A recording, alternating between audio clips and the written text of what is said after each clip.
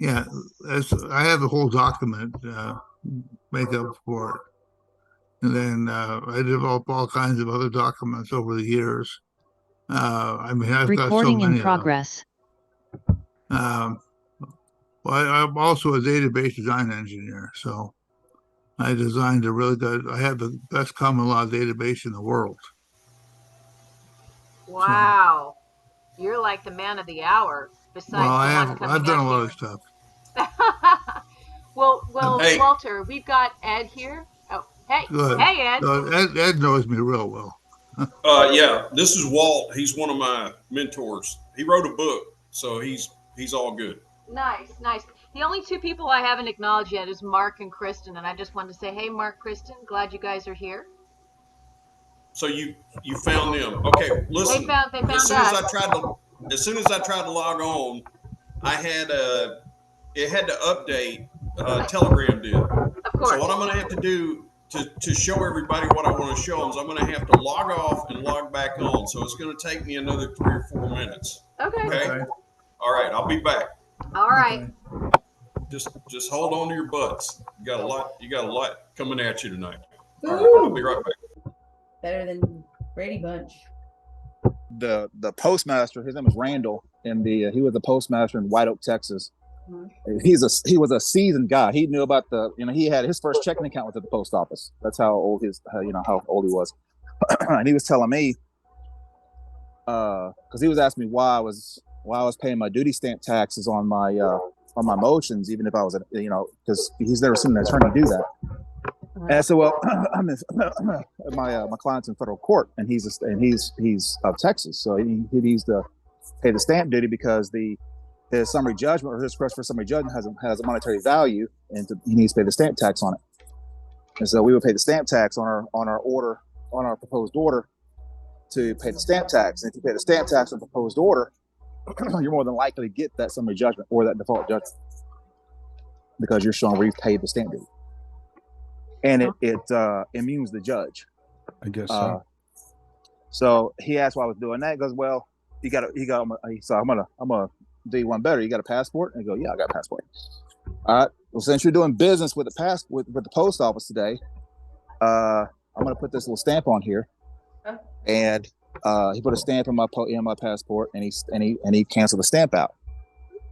And he said, now here's what's ironic about this is because now if you cause problems in the post office, I actually have to start deportation processes to get you out of here. I cannot kick you out. Oh. Oh my God. Oh, that. Wow. Okay, So- that's huge so I- because go ahead. So I took that to the next level.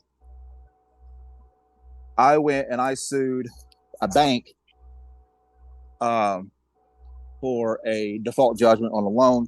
They wanted to play a game, so I played the game with them. And I went to court, and I had two things happened. One, I filed the paperwork in the court. I had the clerk stamp the passport because why am I doing this? Well, because I'm in federal court.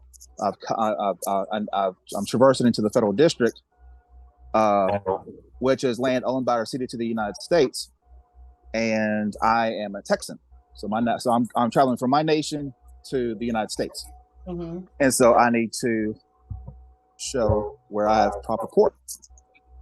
Okay. And if you could just do this for me, I'd be fantastic. And by the way, the clerk of the court does have the power to cancel stamps because the clerk of the court does monetary business. She's okay. I'm just curious. I mean, I don't mind. It's no skin off my nose. So she did that. So she did it. And then I went into court, and I got a little brazen with the judge, and he goes, "We got to be careful. I'm gonna hold you contempt." I said, "You can't." I said, "Don't matter. You can't hold me contempt, Your Honor. I'm allowed to be here." And plus that, we're not on the record. So since we're not on the record, Your Honor, there is nothing preserving the record for appeal, and I have the right to an administrative hearing. If you do hold me contempt of court, if you hold me contempt of court, you must debate this matter until mine and yours, administrative hearing is over with. And so, since you can't hold me contempt of court, in order to get me out of this court, Your Honor, you must file a deportation. You must contact the marshals and have me deported from the courtroom. Is what are you talking about? I said, just if you're gonna do it, just do it, and we'll go from there. Otherwise, we can just continue the matter. We can be on the record, and I can mind my business, and I can mind my manners. But if we're not going to be on the record, then my manners are not on record. So Nice. So, he asked me where I learned this stuff, and I said, well, once upon a time I was an attorney in New York, so I'm vigilant in the practitioner of law. I understand the mystical arts of jurisprudence, and so yeah, that's where I got it from. Are you Ed's? Does he talk about you being a partner, friend, guy? Ed invited me. Okay. I've known Ed for I don't know half a year. Okay. What's your name? Mark. Mark. Hey, Mark. What denomination of stamps are you doing on your passport when they cancel them? Mark. What's going on, Jay? What's going on, Mr. Shore? Hey, buddy.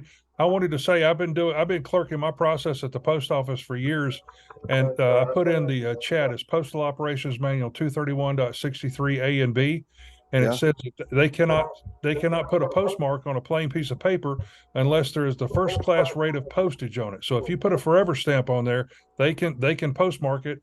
And I've been into post offices that say, oh no, we can't do this. And I say, go look it up. Here's the code. And they go look it up and they're like, well, you're right. Sometimes I've had to wait 30 minutes for them to do that. But see, Randall, and I met this guy 4 months before he retired. So I got lucky. I mean, I thank the Lord above, but so yeah, that's right. But you can use the forever stamp because here's the argument that I make on the forever stamp is it's still a stamp. It's an obligation of the United States to fulfill the delivery of the envelope to the destination. So how I mail things, if I'm going to use any denomination, oh, by the way, to answer your question, the denomination of stamp, you have to go to the Stamp Act. The Stamp Act will tell you exactly the range of value will determine this many things of stamps. Gotcha. I know that a record is 5 cents, right? Well, so if you're gonna, like for me, what I did, the IRS accepts bills of exchange for payments of a debt. Okay, put against a letter of credit. And you can go to the IRS website and pull up. It's called Form 1117, and you can do. And the IRS has its own letter of credit that you can bill from substantially in the same form. 31 USC 3903 says that you can use the obligation to pay itself as security in lieu of surety to back the instrument or to back the bill of exchange. So there's a bill of exchange citation in the IRM that allows you to use a bill of exchange in payment of debt. You just have to satisfy the stamp tax. And so when I paid when my firm paid the franchise tax to the state of Texas, I submitted a bill of exchange. The franchise tax was like $2,000, so I paid $1.50, I think, in taxes like that. When I did a client's $844,000 bill of exchange that she did receive a Form 809 on, which is the receipt, we paid $341 in stamps for that bill of exchange, and the post office canceled them out. So, yeah. I'm sorry. Thank you so much for that. Can you share where your denominations are? Because the stuff that I got is a little bit different. So it's like, $1. Yeah, I can give it to Ed or to Jay. It's just the stamp. It's the Stamp Act. Okay. You just have to pay the stamp duty. And so it'll tell you, like, for example, the reason we came up with the 341, not to filibuster the group, but the Stamp Act says, okay, for up to $5,000, anything $2,500 up to $5,000 is no stamps, right, for this particular one. But for every $25 after $5,000 is a $1 stamp.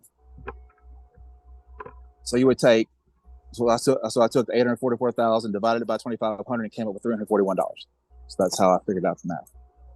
Okay, awesome. thank you, Mark. Appreciate you sharing that with people. That makes a lot of sense too, regarding blocking. I'm all about I'll give Ed I'll shoot over Ed the bill of exchange that I use. It's very simple. There's actually I have a CID manual.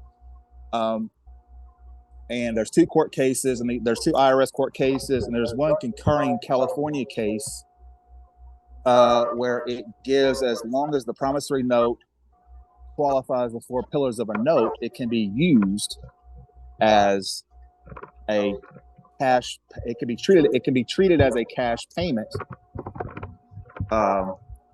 in extinguishment of debt. The 4 pillars are: it has to be unconditional, can't be subject to set-offs, it has to be in a kind not substantially greater for the value of money used, which means you can't make the promissory note. Oh, you can't expect change back. Pretty much, the market, I can't remember, the fair market value can't exceed the par value, or the par value can't exceed the fair market value. There's a difference, that there's a 10-point difference between the fair market value and the par value, and one can't be greater than the other for the promissory note to be used. I can't remember which one it was. And then it cannot be subject to set-offs, and the conditions, it has to be unconditional promise, and I forget the other one. There's 4 of them though, but these are listed in Cowden versus Commissioner, which was quoted in a appellate IRS case. I think it's Warren versus Commissioner, I think is what's called. And then there's a California case where a guy submitted a bill of exchange for payment of a debt, and the judge said the reason why it couldn't be negotiated is because it wasn't put to an order. So in the bill of exchange, it says, pay against this sole bill of exchange. What he did is he put pay against this sole bill of exchange, some denomination of money. What the bill of exchange should say is pay against this sole bill of exchange to the bearer or to the order of. And then that, and you have to quote the denomination of currency, which is USD. You have to put that as well, because the dollar sign itself is a peso. Yep, the sigil. What? A peso? Yep. Yeah. So a dollar is a unit of measurement. So if I was to ask Ed to go to Walmart and say, hey, Ed, go buy me 15 gallons, he would say, of what? If you want to be paid in $15, of what? USD. So that's how that works. Can I ask you a question about securities? Are you very familiar with all that? You can ask the question. So I'm trying to figure out, like, from security to security, you got mortgages, you got cars, you got like vouchers from businesses. Like, how long, or if you're going to take back the security interest, what percentage are you due in any kind of interaction? Is there like a format or somewhere where you can look that up that you know of? Well, that depends on your interest. Yeah, it depends on the interest that it's been trading, right? So, but is there like a base value of like a percentage that if you take back your interest and par for what? Par value. Okay. Par value. I don't know what that means, but I'll look it up. It's in the Full value. financial dictionary. It's just full value. So if you're owed back your here, I'll answer like this. You're owed back what you gave us. You're owed back your full consideration. The principal, yeah. Principal, yeah. Yeah. But the percentage of it trading, depending on the time frame, depending on the note, that will differ. No. If you're asking about that, you don't get that. Because that's not potentially. You would get a percentage. No, because your argument, especially in mortgages and when it goes into default swaps and things of that nature, if you're not privy to the benefit of the call, because you didn't place the put. Right? So what you want to do is you want to argue in essence of a mortgage, say a mortgage contract. Okay. You want to argue the exchange. Now, there's 2 ways you can do it. Okay. Again, I want to feel about, if y'all got something else to talk about, cut me off. I don't care. That's fine. Go for it, Mark. Go for it. So there's a few things how mortgages work. One, if you have a trust foreclosing against you, say it's, I don't know, it's the most common one is Bank of America, New York Mellon. Bank of New York Mellon, as trustee to the certificate holders of Seawalt Incorporated, Alternative Loan Trust, 2006 OA 21. Reason I know is I just got through a foreclosure for this trust. So Boney represents the certificate holders. So it's the certificate holders coming against you, not the trust. It's the certificate holders. Yeah. So you want to so the first thing you want to attack is the standing. All right. They're claiming some kind of breach, and they're looking to sue you under civil procedures, not criminal procedures. Right. So under contract law. So there's two ways you can do this. Now, we all know here that there is no substance of money, and we didn't get a loan, and this, that. We can all agree to that. Yes. Okay. So, however, you can make the argument that you can make the argument that I signed a promissory note, and nowhere in the contract did you elude or express to me that you would take that note after I authenticated it to then take that and rediscount it on the secondary market for gains and profits under a put. Gains and profits under put. So because you lack that foundational disclosure, and you were led to believe that you actually signed a promissory note, that they would keep the note on record as collateral, and then once you paid off the loan, you would get the note back. That's your redemption. You'd be able to redeem the note as your receipt of payment. They breached the contract. Yeah. Because they had taken the note outside. So you gave them the note in trust. That's collateral. That's the res. Right? That upon default, you would lose your right of redemption of that note, and they would apply that note to the debt. That's how it would work in a utopian world of finance, right? So now we're dealing with securitizations. After 2001, they revamped UCC 9. They only revamped UCC 9 to incorporate electronic filings, electronic chattels, and things of the nature, to incorporate the electronic side of securities. Because back then they would put all the securities in a satchel. They drive a bike, and there'd be a lot of foot traffic, a lot of bicycle traffic, a lot of car traffic back and forth to these brokerage houses.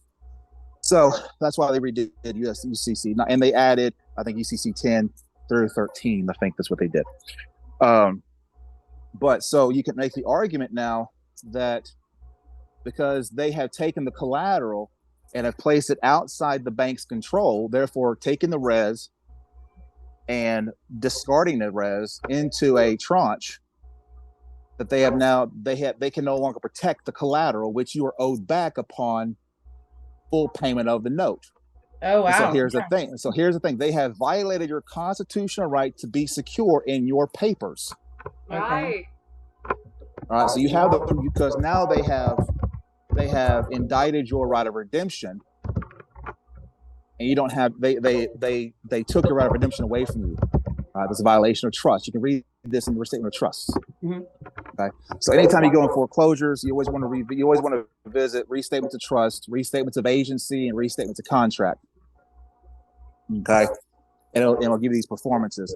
Now, dealing with the trust, you can go to BAMSEC, BAMSEC. It's a website. Go to BAMSEC, and you actually pull up the prospectus of these trusts. So my client was in Hawaii. She got a loan. She got a note December 1, 2006. Okay. Here's how these trusts work. These trusts are called static trusts. Static trust means that once the trust closes 90 days after registration, they cannot take on any more deposits of any kind of asset. Okay. That's for like so no, you don't. You're going too much on amortization. Don't worry. The amortization is based on the payment, based on the promise to pay. You can get that back in the breach of contract. You can get all that money back. So what happened is in this particular case, Deck 1 2006 is when she got her loan. Deck 22 of 2006, the alternative loan trust 2006 0821 was created, was registered. Okay, you can find this on BAMSEC once you put that trust into the search box. Then January 23rd of 2007 was the 90-day mark. Okay, so after 90 days, that trust becomes static. Nothing else can be added in. Nothing else can be deposited. It can't take on any more assets, i.e. notes or accounts. Okay, now, if you go back in, it's Bonum as trustee to the certificate holders of this trust.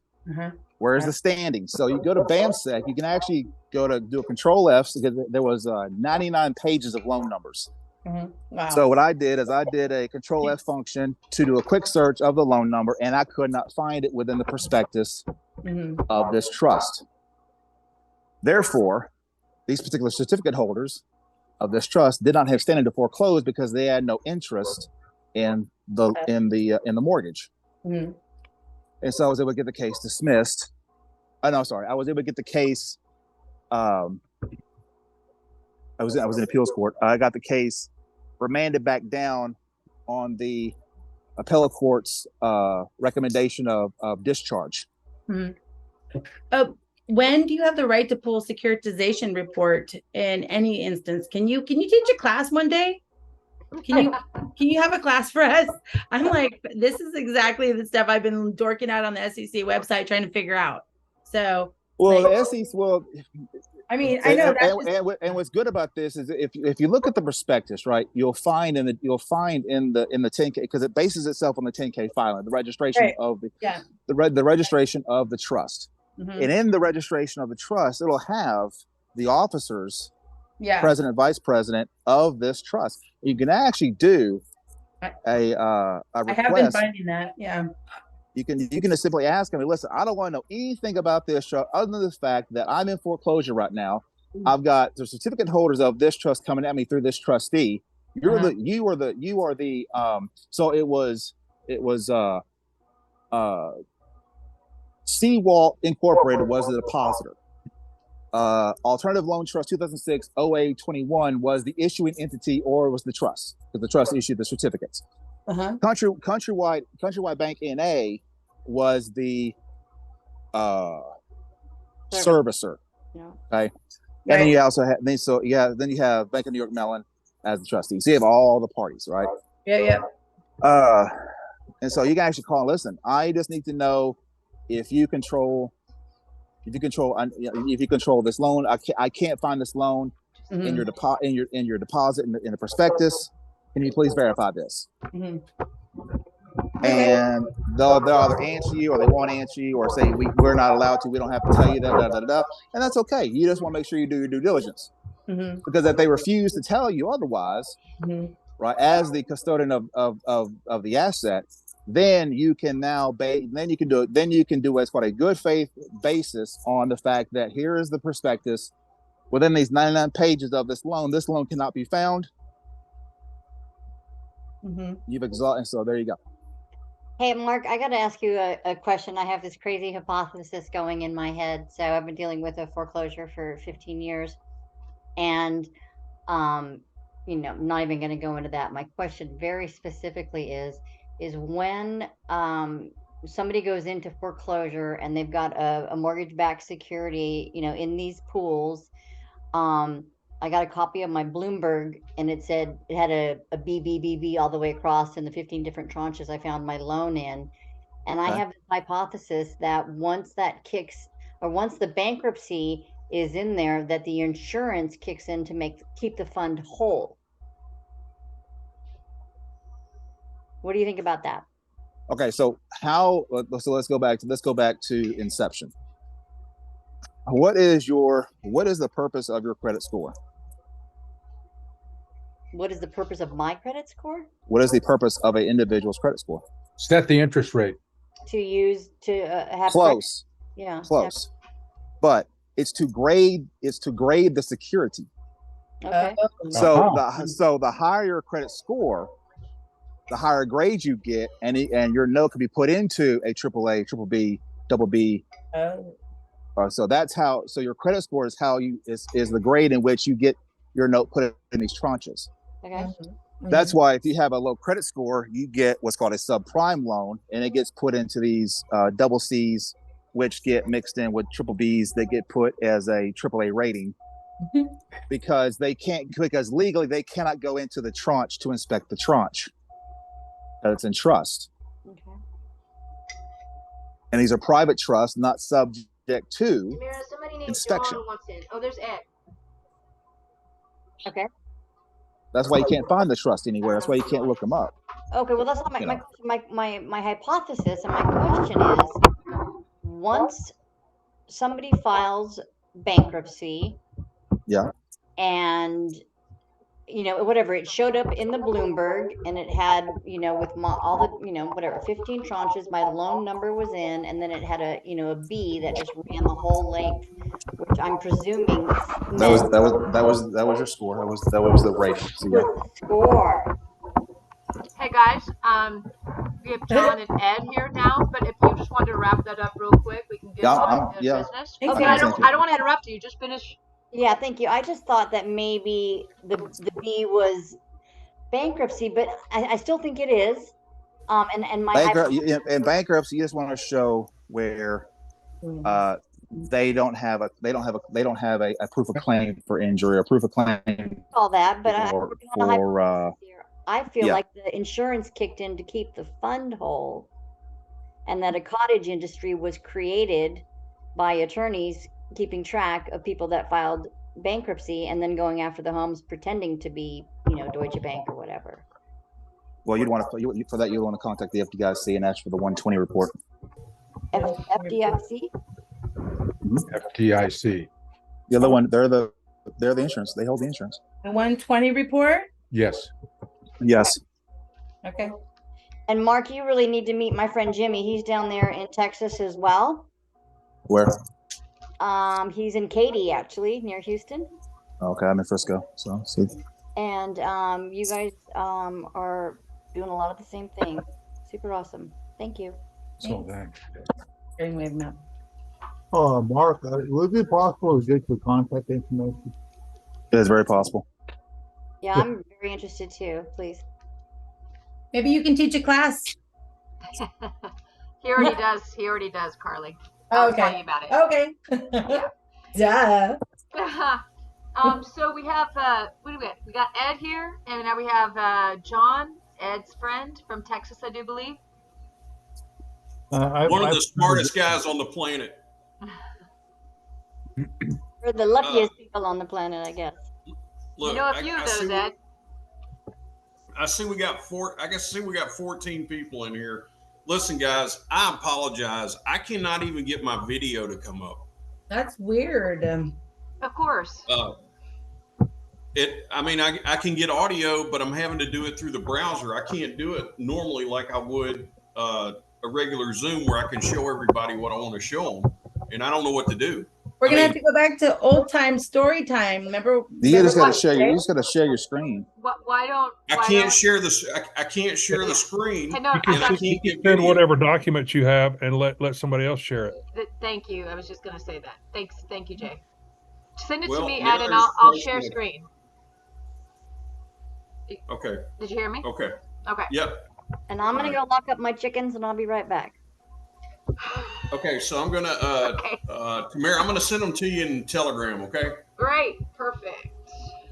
I mean, I was thinking I would give everybody the gist. I figured out their Achilles heel, though. I'm telling you all right now, I have figured it out. Now the question is, how corrupt is the government? That's the question. Ooh. It's not a question of if they are; it's a question of how corrupt they are. Right. What's the threshold? And when you send that over on Telegram, just give me a moment to download it, okay? But what you can get started on sharing with them, what you want to share, the successes and all of that. Okay? Yeah. So I'm going to let's see, APA. I gotta put that in there too. Okay, so it's all loading up on Telegram right now. Tonight.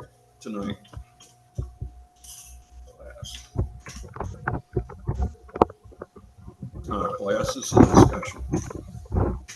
All right, it's on the way over to you. Okay. And the first thing I'm going to want to look at when you get it all up is the APA image. It's the only JPEG in the file. Okay. Everything else is documents. I got them. I'm looking at them, so I'll tell you. I'll be able to tell you what to look at. Yeah. Okay. Got it. All right. Okay. I've got these. Okay.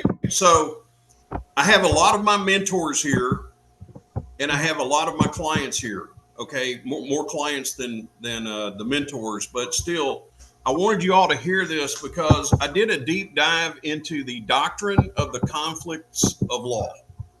Actually, it would be the conflict of laws. Um, a conflict of law arises when there's a foreign element associated with your case. And in this case, what we're going to be going after is private international law.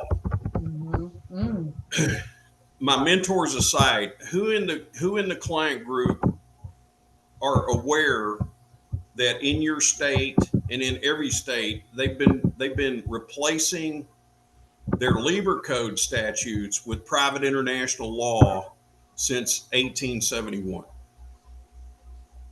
Not I. Okay.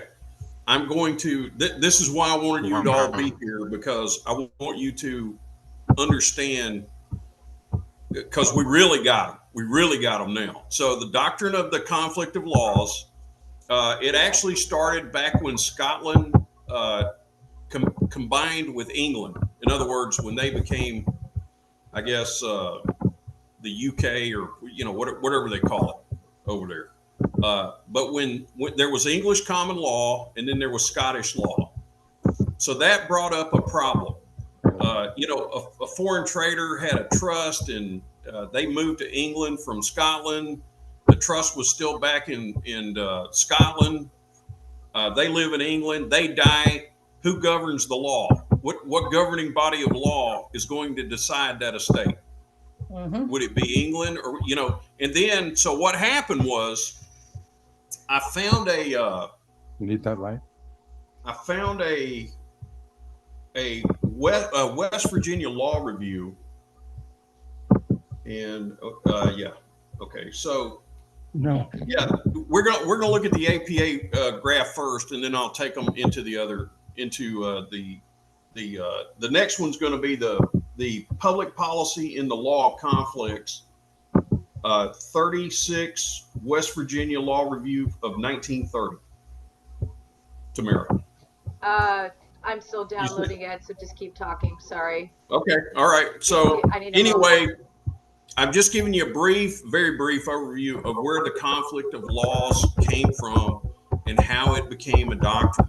Now, aside to that, there are two other doctrines. There's they call them the Lex Loci doctrines, but the two that I'm using, Lex means law, Loci means located, or located where. Okay, so Lex Loci Delecti is the place that the contract was formed, and that's what would govern the law if there was if there arose a conflict with that contract. The law would be wherever the place was. That's Lex Loci Delecti. The second one is Lex Loci Contractus. So it's like contract with a U.S. behind it. Lex Loci Contractus. And that law says, that doctrine says that wherever the contract was formed, whatever the governing law was at the contract formation becomes the law to govern anything arising underneath that law. Okay? Okay. So, did everybody understand that? You got a place, and then you got the time. The time a contract was formed, Lex Loci Contractus. Whatever the governing law was at the time that contract was made is the governing law of the contract if there's a problem with the contract. Pretty simple, right? And don't worry, because you guys will see this when she starts bringing things up. So Okay, and I can start bringing things up now. What would you like me to start with? the APA Image Classic APA Formal Adjudication, the one that's a JPEG. Got it. Okay. Okay. Oh, I can see your screen. Yeah. Hold on a second. I'm getting there. Okay. So today, or actually it was yesterday, I shared with Mark, who, I know you guys were talking to him, but he's an ex-attorney out of New York. Him and I worked on a case about a year and a half ago, and we became good friends. He's really the only attorney except for. Do you have here tonight, Tamara? Do you have Lewis? Yes, Lewis is with us. Okay, all right. And Lewis is the one I'm always telling you guys about. He's the unicorn judge, and he was a district court judge for many years. And he was there when all the changes were starting to take place, and when they wanted to take away his Article III court out of Texas, and they wanted to turn it into a UCC court, or what you're going to refer to after tonight as a commercial court. And he refused to do it, and they came after him. And I'm telling you, the guy's one of the smartest men on the planet, and he's a really good guy too. So I wanted him here to tell him this, because the reason I wanted the experts in the room with me tonight is I want you to see if you can punch a hole in what I'm about to say. Because, you know, I welcome criticism. I don't like it that much, but I welcome it.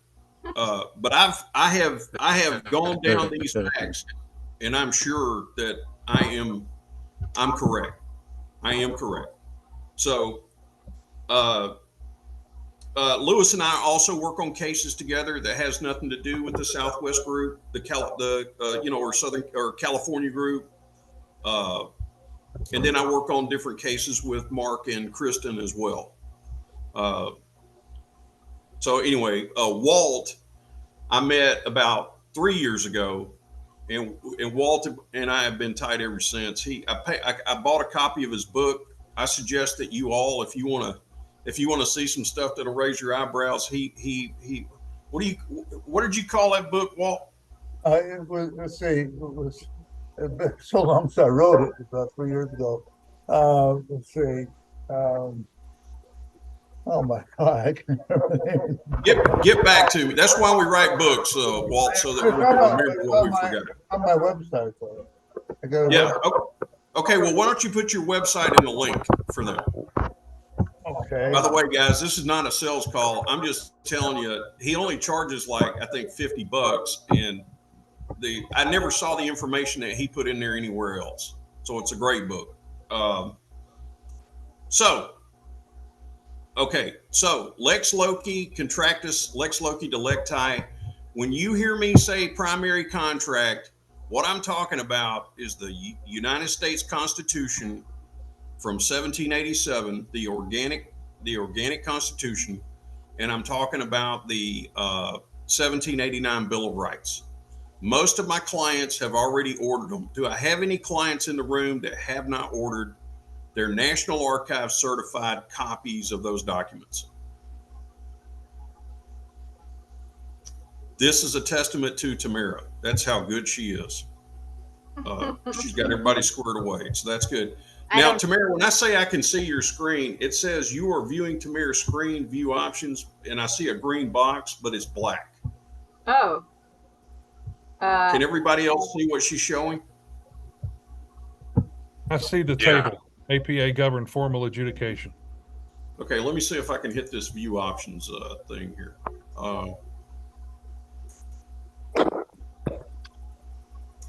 Okay, let me see. Side by side. Okay, I can't see Jack. All right. Well, Ed, just know that the PDF is pulled up, and anything you need to talk about it, they can see. Oh yeah, you know what? I can pull up from here. Yeah. Yeah. Great idea. But hold on though. Everybody else can see this, right? I mean, if you can't Yeah. say you can't. Can see it. Okay. All right. Very good then. Okay, since 1789, we haven't had judges and we haven't had courts.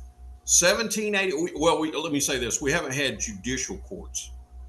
We've had the court stayed, but we lost the judicial up until 54, 55, somewhere in there. There was a change taking place. They already had in the Administrative Procedures Act, which came in 1946. So let me just tell you the timeline. Okay, 1781, we had the Reconstruction Act. We went through the war. We went through the Civil War. they threw in the 14th Amendment after that, made everybody a vessel, made everybody a decedent estate with the 1907 Birth Registration Act. Because we didn't know that we were supposed to fill out an extra form. Our parents didn't know that they needed to fill out an extra form with their signature on it, claiming that we weren't stillborn, and hand it to the officer. Okay, hand it to the health officer. So none of us did that. And so now when we walk into court, we're either a decedent estate or a vessel. We're a decedent estate if they're administering your estate, or we're a vessel, and what they're doing is they're holding the vessel basically hostage. That's an okay way to put it. So it ain't 100%, but that's what it is. You're either a vessel or a decedent estate, or in some cases both. So so here's what happened. In 1917, they came out with the Trading with the Enemy Act around just after World War I, or just before the end of World War I. And they decided that they were going to punish all the Japanese that were over here in the United States, just minding their business. They detained them. They put them in prison camps for up to a year, without any kind of due process at all. But Trading with the Enemy Act was to punish the enemy. It was an act to define, punish, regulate, and punish the enemy. Okay, whoever that is. And so now I'm going to 1933, March 9th, 1933, March 4th through the 9th. That was a fatal week for all of us that love freedom, because Roosevelt was in power, and Roosevelt was about as corrupt as you can get. I have nothing good to say about the man at all, and the history don't lie. So what he did is he started changing everything. And one of the things that he did between him and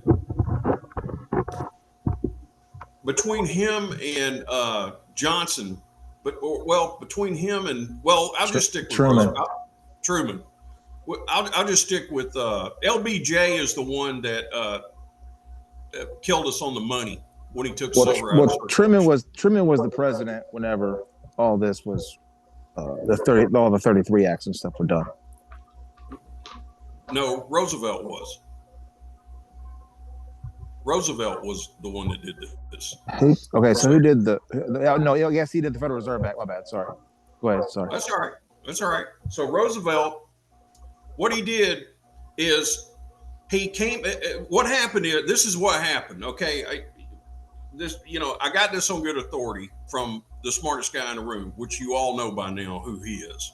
So he told me that what had happened was, and he showed me too, by the way, he showed me, but he told me that what happened was the bankers called Congress and said, look, you better do something because we're going to run out of gold. Back then, before 1933, you could take an ounce of gold and trade it in for a $20 bill, or you could give the bank a $20 bill and they give you an ounce of gold. So that'll give you an idea where inflation is, because I think we're over $2,000 an ounce right now on gold, and that's nowhere near what it should be. It should be a lot higher than that. So you could do that. Okay, in 1933, the people started getting wise. Okay, the American people started getting wise, and they started turning in all their funny money Federal Reserve notes for the gold, and they had too many notes and not enough gold. So they were about to get caught. So they called Congress. Next thing you know, Roosevelt comes in. He has Congress pass the Emergency Banking Relief Act. And basically what that was, I'm sure you might have heard your grandparents talk about it. They took the American people's gold, and they threatened them if they didn't do it. They threatened them with 10 up to 10 years in jail and a $10,000 fine, or both. So they took all the gold that they could get. Then as soon as they got all the gold, they repriced it and doubled the price of it. So instead of $20, it was worth like $43.46 an ounce. They doubled it. At the same time that they passed the Emergency Banking Relief Act, that is the act that gave Roosevelt and the Secretary of the Treasury, so basically the President and the Secretary of Treasury, that gave them the ability to make public policy by executive orders, directives, decisions, and all that. And then after I got with Lewis and we started talking about the War Powers Act, and we've conversed a lot about it back and forth. And then he told me about this guy. I can't remember his name off the top of my head. It starts with a G, Gerald something. He had worked with him on creating a video that talked about the War Powers Act. And so there are two things that I learned from Lewis about the War Powers Act. The first thing I learned was that in what Congress did is after they passed the Emergency Banking Relief Act, they went back ex post facto, which means they went back in time and made a law to apply to everybody. And where did they go back to in time? They went back to 1917. So there's a section in the Trading with the Enemy Act. It's called subsection 5, subsection B of section 5, either 5B or B5. I can't remember. I think it's 5B, section 5, paragraph B. And in the 1917 Act, because it was only for the Japanese, the way they wrote the act was it did not apply to any of the American people. It didn't apply to U.S. citizens in any way, shape, or form. It only applied to the Japanese that were here in America. What Roosevelt did is he went back after he got the 1933 Emergency Banking Relief Act passed. He went back in time ex post facto, which is against the law, by the way, and he changed the law. So what Congress did is they amended subsection 5B, and they made it where it applied to all citizens of the United States and anyone subject to the jurisdiction thereof. So now when you walk into court, ever since 1933, your parents, my parents, they were all being presumed enemies of the state. And of course, nobody told you that, but today, to this very day, when you walk into court, and I'm going to tell you why. This is how I know that they're corrupt. They've had many. So you can only get to the War Powers Act if there's a national emergency, an insurrection or rebellion, something along that nature, or a war. Okay, a war that's brought to our soil. So what he did is Roosevelt made enemies of the American people, which were the ones that they were supposed to protect. Now, while all this was going on, after Roosevelt did this, he tried to implement he implemented the Administrative Procedures Act, but he tried to implement the Federal Rules of Civil Procedure, which didn't actually get done until 1949. Okay, and the reason was every time they sent it to the Supreme Court would send that body of law back, the Federal Rules of Civil Procedure, I swear to you, with an outline of with an outline of their hand flipping them off on every single page. And that went on for a long time. That was when the Four Horsemen were in power, and they were all about patriotic America. They were all about it. But they knew that Roosevelt was a problem. So anyway, the way they got it passed, though, the way they got this passed, they came out with the Administrative Procedures Act in 1946, which was for the District of Columbia and other purposes. And we're going to talk about that and other purposes here in a second. So they passed the Administrative Procedures Act. They passed what you're looking at on the screen right now, this is the Administrative Procedures Act of 1946. These are the 11 things that they must give you in every administrative hearing. All 11 of these must be taken care of. And number 2 throws them out right away because it says oral evidentiary hearing before an agency or ALJ who must be impartial. Number 1 turns out kills them too because it says notice of legal authority in matters of fact and law asserted. I'm sure that everybody has heard me tell stories about a judge looking down at me and saying that we're all deemed to know the law. I wasn't smart enough at the time to realize what I should have said back was, okay, which law? Which law am I deemed to know? Am I deemed to know the state constitution and the federal constitution? or am I deemed to know this 9-mile high pile of public policy statutes and codes and rules and regulations and ordinances that you've passed since 1933? Which body of law do I have to know? Okay, so now I'm at 1949. Okay, and 1965, because now gold's out of circulation and all that's left in lawful money, and we still have a de jure country, is silver. We still got silver in circulation. In 1965, they passed the 1965 Coinage Act, which changed the definition of money forever. In 1966, they took the silver out of circulation, and 3 years prior to that, for the District of Columbia and other purposes, the federal government, Congress passed the Uniform Commercial Code. So this, when you look at the timeline of events, this was all planned out.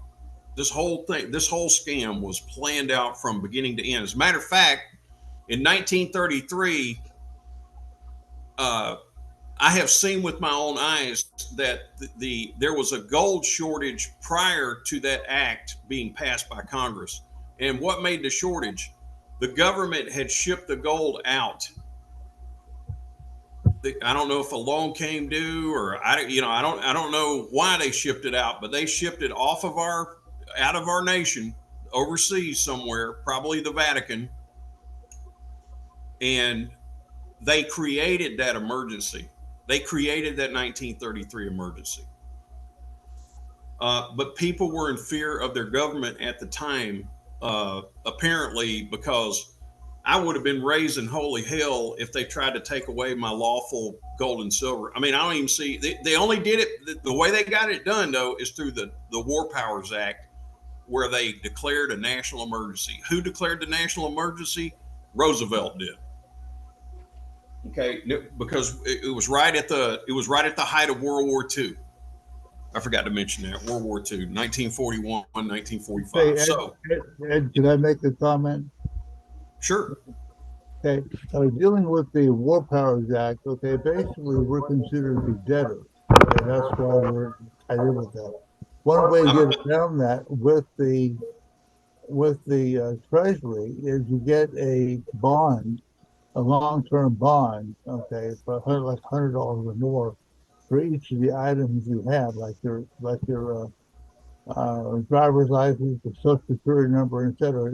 At that point, you are not a debtor but a creditor, so it changes your status. So Okay. I'm going to stick. You and I have spoke about this before, and what I'm going to explain to people tonight, and my clients already know this, most of them that are on here, but what I'm going to explain to people tonight is why you've never been a debtor. that's right. Okay, you've never been a debtor, but the UCC made you a debtor. Right. The War Powers Act made you a debtor. If you're an enemy of the state, you're a debtor. Okay, so moving along, in 1965 they put in the 1965 Coinage Act. 66 they took LBJ took silver out of circulation, and then we were off. Then now in 71, I'll just move on a little forward. In 71 is when Tricky Dick Nixon took us off the gold standard and gave us pure fiat for the last 52 years. Okay. I want to tell you guys something. I went and looked. There is no civilized country or continent the world over since the beginning of time that ever used fiat currency that lasted beyond 40 years. Wow. It's always failed prior to 40 years. Now, you might be saying, well, what makes it different today? Well, I think it's because in history, they never had the opportunity to use a keyboard to create it out of thin air. That's my guess. That makes sense. Okay, yeah. I think that's how they kept it going. So 66, they took silver out of circulation. When Roosevelt got in and he got the Emergency Banking Relief Act in 1934, he threatened the people to take their gold. Between 1935, well, let's just say 34, between 1934 and 1949, most of your bigger three-letter agencies had already been created. You got the Social Security Act of 1935. You've got the Internal Revenue Service Tax Act of 1939. And then you've got the Federal Tax Lien Act that happened in 1966. And by the way, the Internal Revenue Service is not an agency of the government. I remember watching Reagan get shot on the sidewalk. He got shot in the stomach by someone who tried to kill him right after he had a speech and where he told the American people that not 1 cent of, you can go back and find it in YouTube or whatever, but he told them that not 1 cent of the money that goes to the Internal Revenue Service comes back to the American people. So that would make you wonder. Also, I have known before I met some of the great gentlemen that are on here now. I'm sorry. I have known. What have I known? I've known that before. Hell, I can't remember what I was going to say. All right, it doesn't matter. I have known though that we've got a lot of federal agents. I think what we live in, and I can prove it in a lot of respects. I definitely can after what I share with you, what I'm going to share with you. I think what we're living in are federalized states. I think the states disappeared a long time ago. And I firmly believe, and it's like I tell everybody, in my state alone, in Georgia, there are 14 districts and there are 159 counties, and every square inch of it is in some or another municipality. Municipalities and districts are byproducts of Washington, D.C. They're in Washington, D.C. It's people say 10 mile square, but it's actually 8 mile square. That 8 mile square area of Washington, D.C. is foreign to the states because it's not a state. But like I just said, I don't think we are either. I think we're just one big federal territory with federal, regional, martial law rule tribunals dispersed throughout each territory that they call a state today. I think they're political subdivisions. Well, the state is a political subdivision. And the counties. Yep. And well, the counties now, that's funny that you say that. Okay, so I started looking up Roman civil law because I wanted to know why they created a natural person and a living person and a natural person and a legal person. And I wanted to figure out why they created that legal person.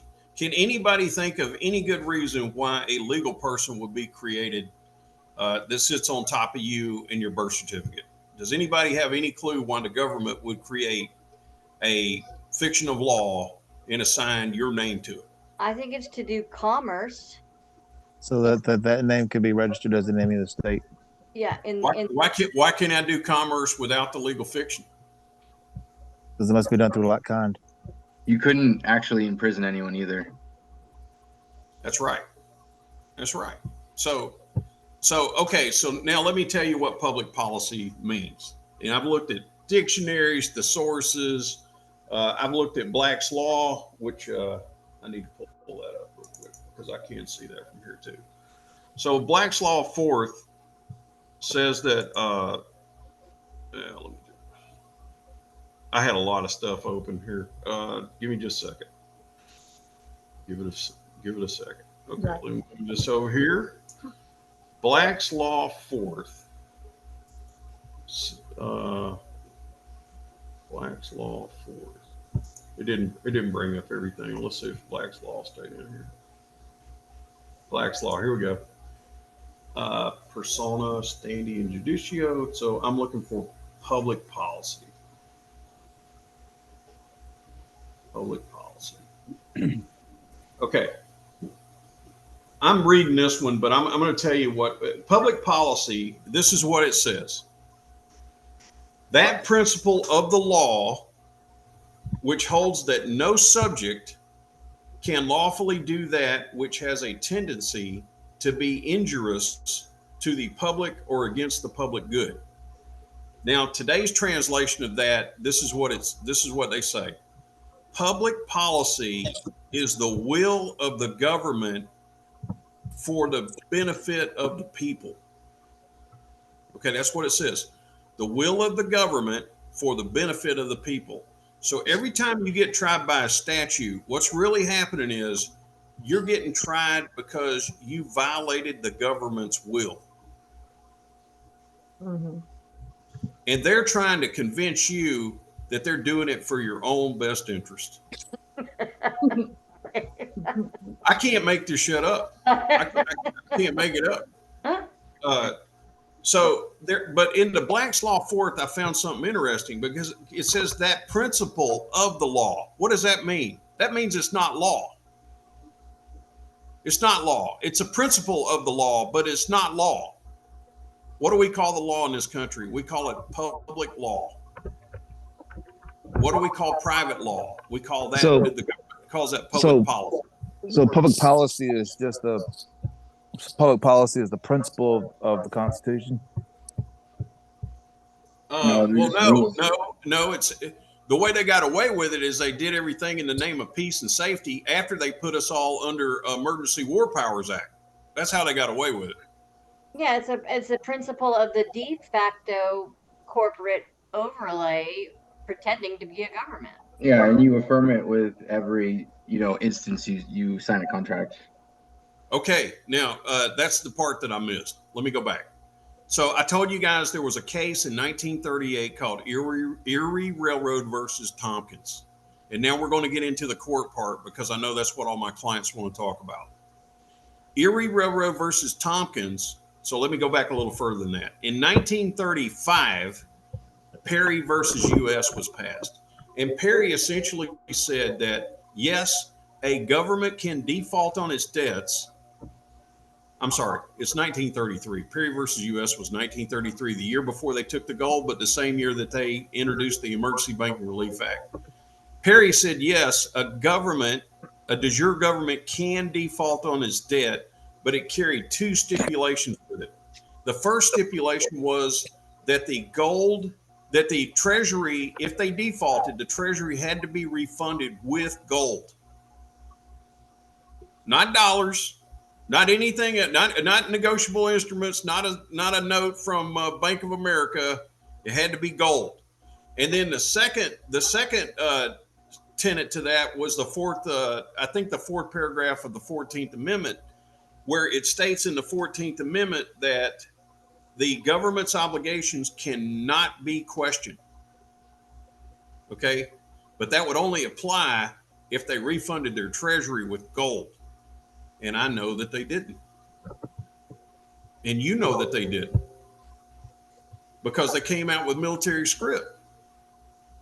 So here's where we're at. So in 1938, which is, you might find it under 1938, it was decided in 38, and it says, I think the case site says 1939. But anyway, in 38, they decided Erie Railroad versus Tompkins, and they're doing this after 6 years of Roosevelt, or I'm sorry, yeah, or at least, I don't know, did Roosevelt serve 2 terms? I can't remember, but anyway, after Roosevelt, or shortly after Roosevelt, or while Roosevelt was still in power, they came out with this decision, and what this decision basically said is that we are going to give our judicial officers the power of presumption.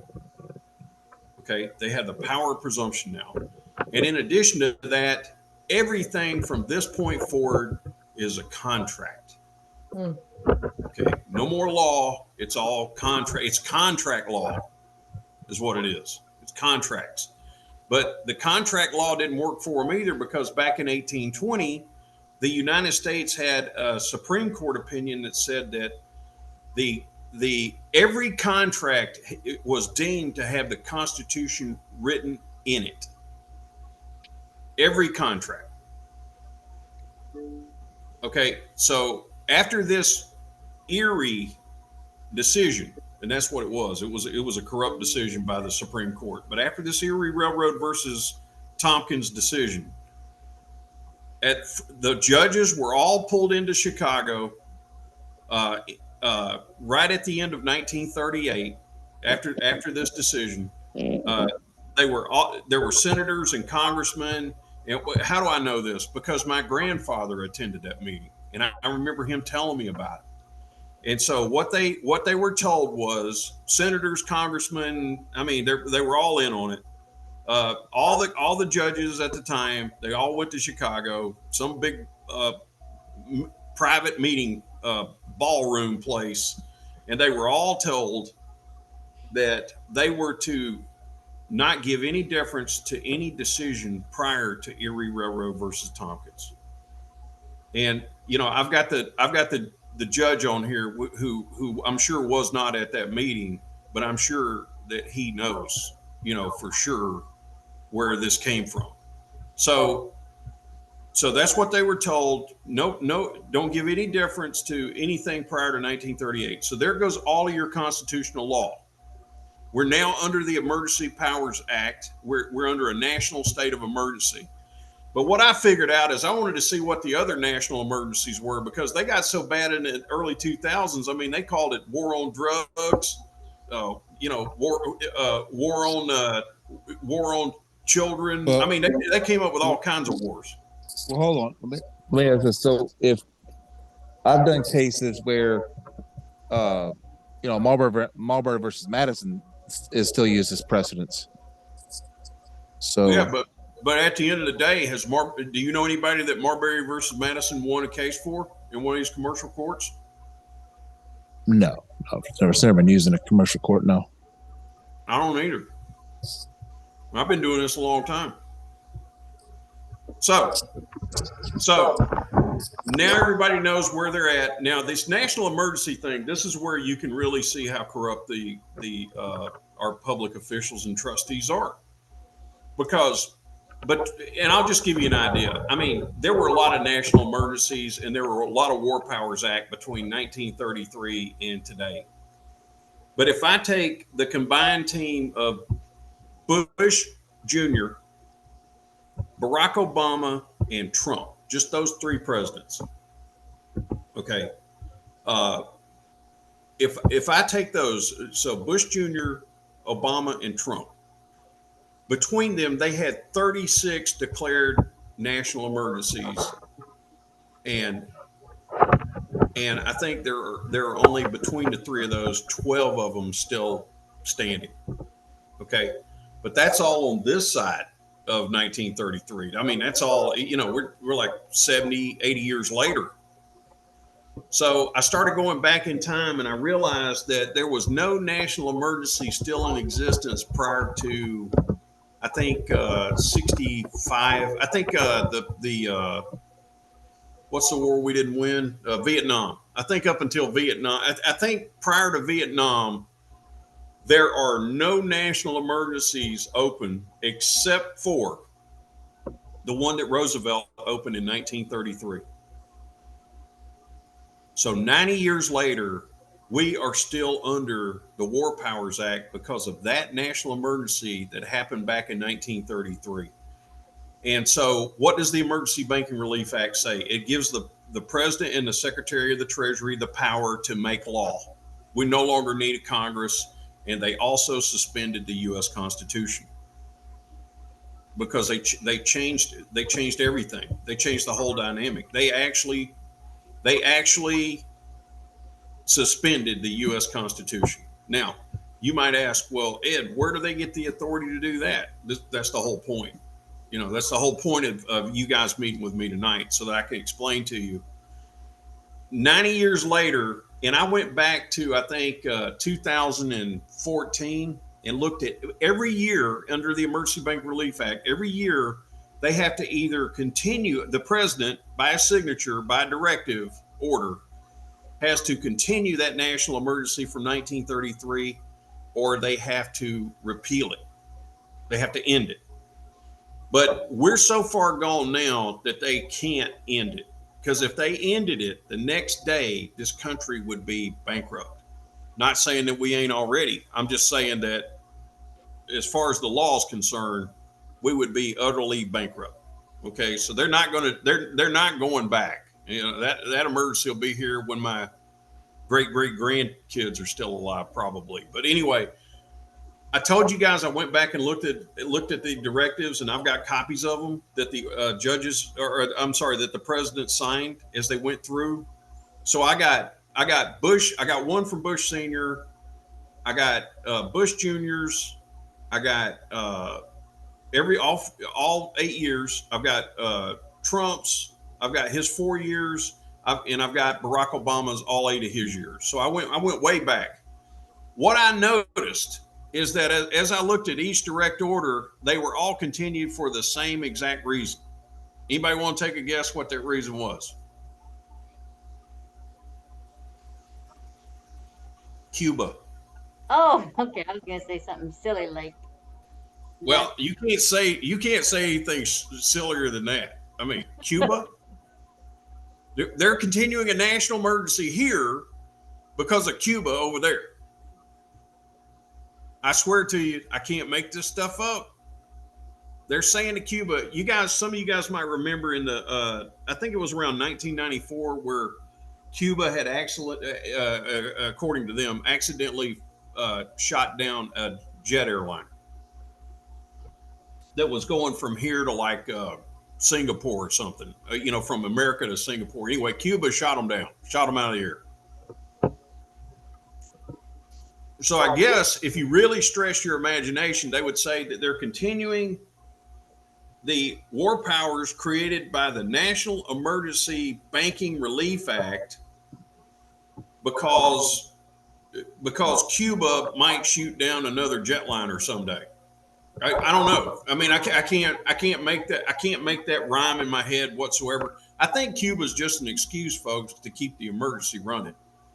We're at 90 years this year, 90 years of the Emergency Banking Relief Act and under national war power. So that means everybody in here was born in a declared state of emergency, and you were also born in a belligerent occupied territory. One more thing I want to mention. The International Organizations Immunities Act. Okay. That is what gave foreign agents operating inside this country, that gave them complete immunity. Okay, now let's discuss who the foreign agents are. Walt, do you want to tell them real quick? Because you and I talked about this, the International Organization Immunities Act. Do you remember? Yeah, I think I remember some things that Go ahead and tell them, Walt. I'm just going to go check on my mom real quick. Go ahead and tell them. Yeah, I can talk about it. This particular act was done, I think it was in the 30s, dealing with Walt, I'm so the- sorry to interrupt. Can you speak into the mic and a little bit clearer? It's just hard to hear you. Oh, no, I put my laptop up, maybe that's why. Yeah, Is that just a little better? closer. I'm sorry, I was taking notes. Yes, that's perfect. That's perfect. That's perfect. We can hear you now. If you can start over, now we can hear you. Okay, all right.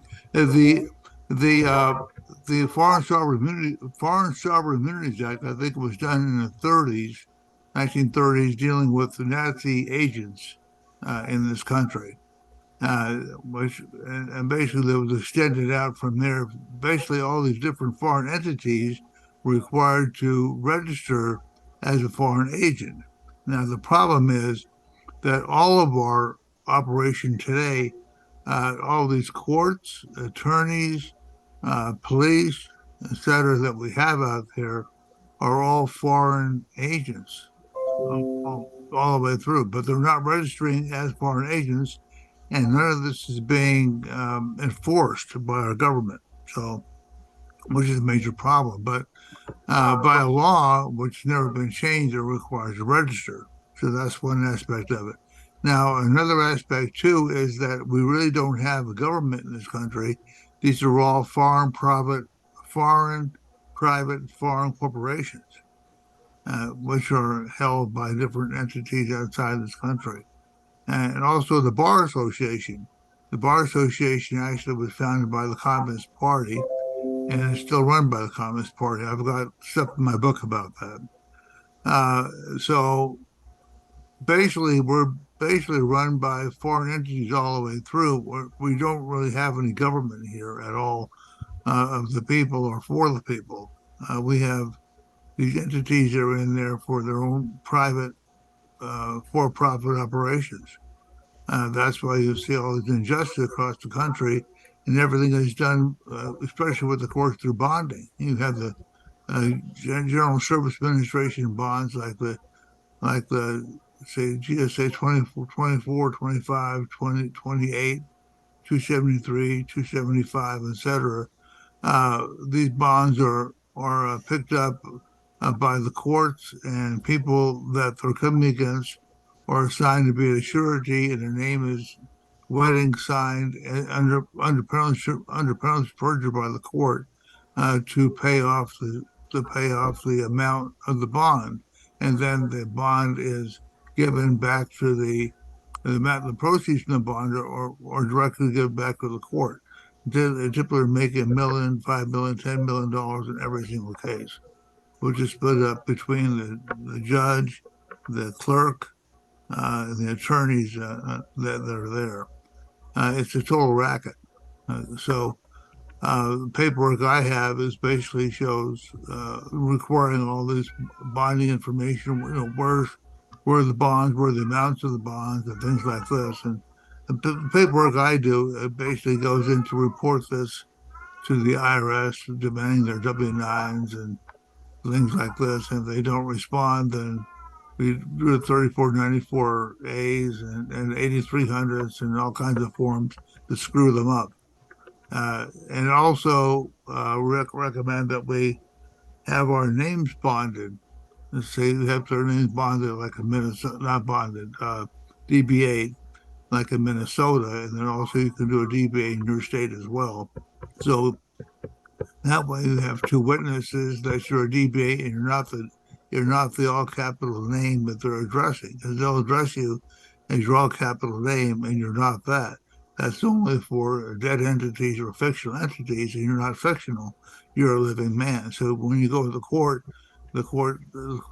asks basically, are you so and so? Say, no, I'm a man. I'm a Christian and a man, because a entity cannot be a Christian, and a Christian cannot, and an entity cannot be a man. So that puts them in another area. They also ask them if there is a remedy for man, and there isn't any, because all their courts are administrative. And I go on and on with this thing for hours. That's good. I just wanted them to get the overview of why their public officials and trustees are actually foreign agents. Everybody Right. understands? Yeah, and none of them are registered as DBA. So one more aspect of it. Virtually none of them have any bonds and oaths to begin with. That's where they have to operate on the constitutional plane, and they don't. The only other avenue is a DBA, and they're not registered with that, with the Secretary of State. And if they're not, they can't operate in the state as DBA. So one thing you can do is go in and do the DBA on their organization if it's not registered as a DBA and you own them. Basically, as a DBA holder, you own all their assets and liabilities, and you can liquidate them. So that's one project I'm working on right now. Walt, we'll let them read the book.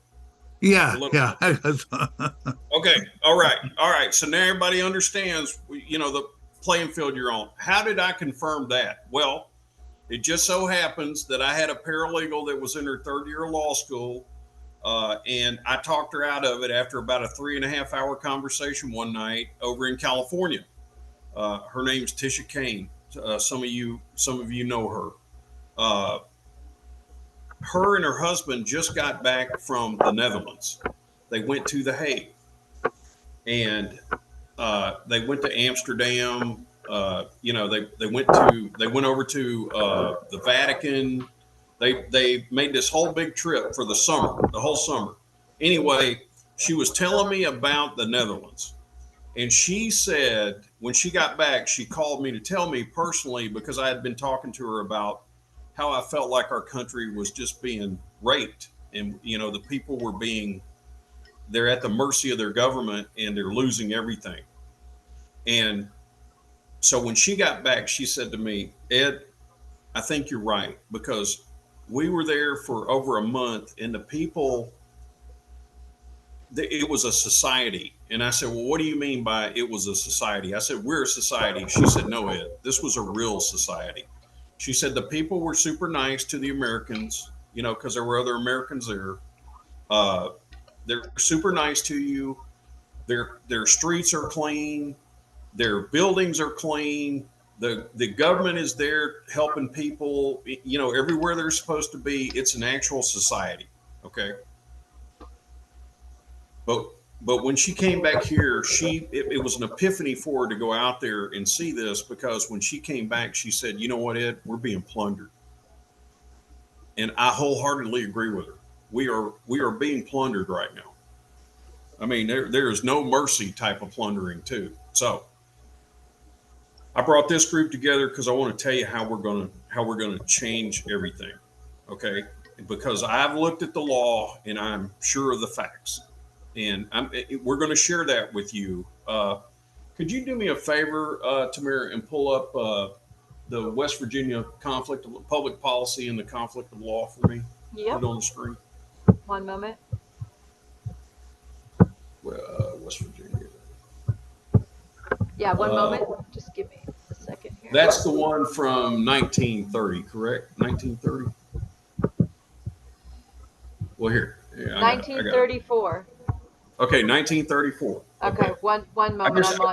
I just need to pull it up here real quick, and then I'll choice of law. Oh, that's another thing. We didn't talk about the choice of law, but you're going to understand when I get into this. You're going to know what the choice of law is, and who picks it when you go to court. I called it the. Also, Tamara, I downloaded 3 more documents. I want everybody to have a copy of this 1928 War Department manual that talks about what a citizen was.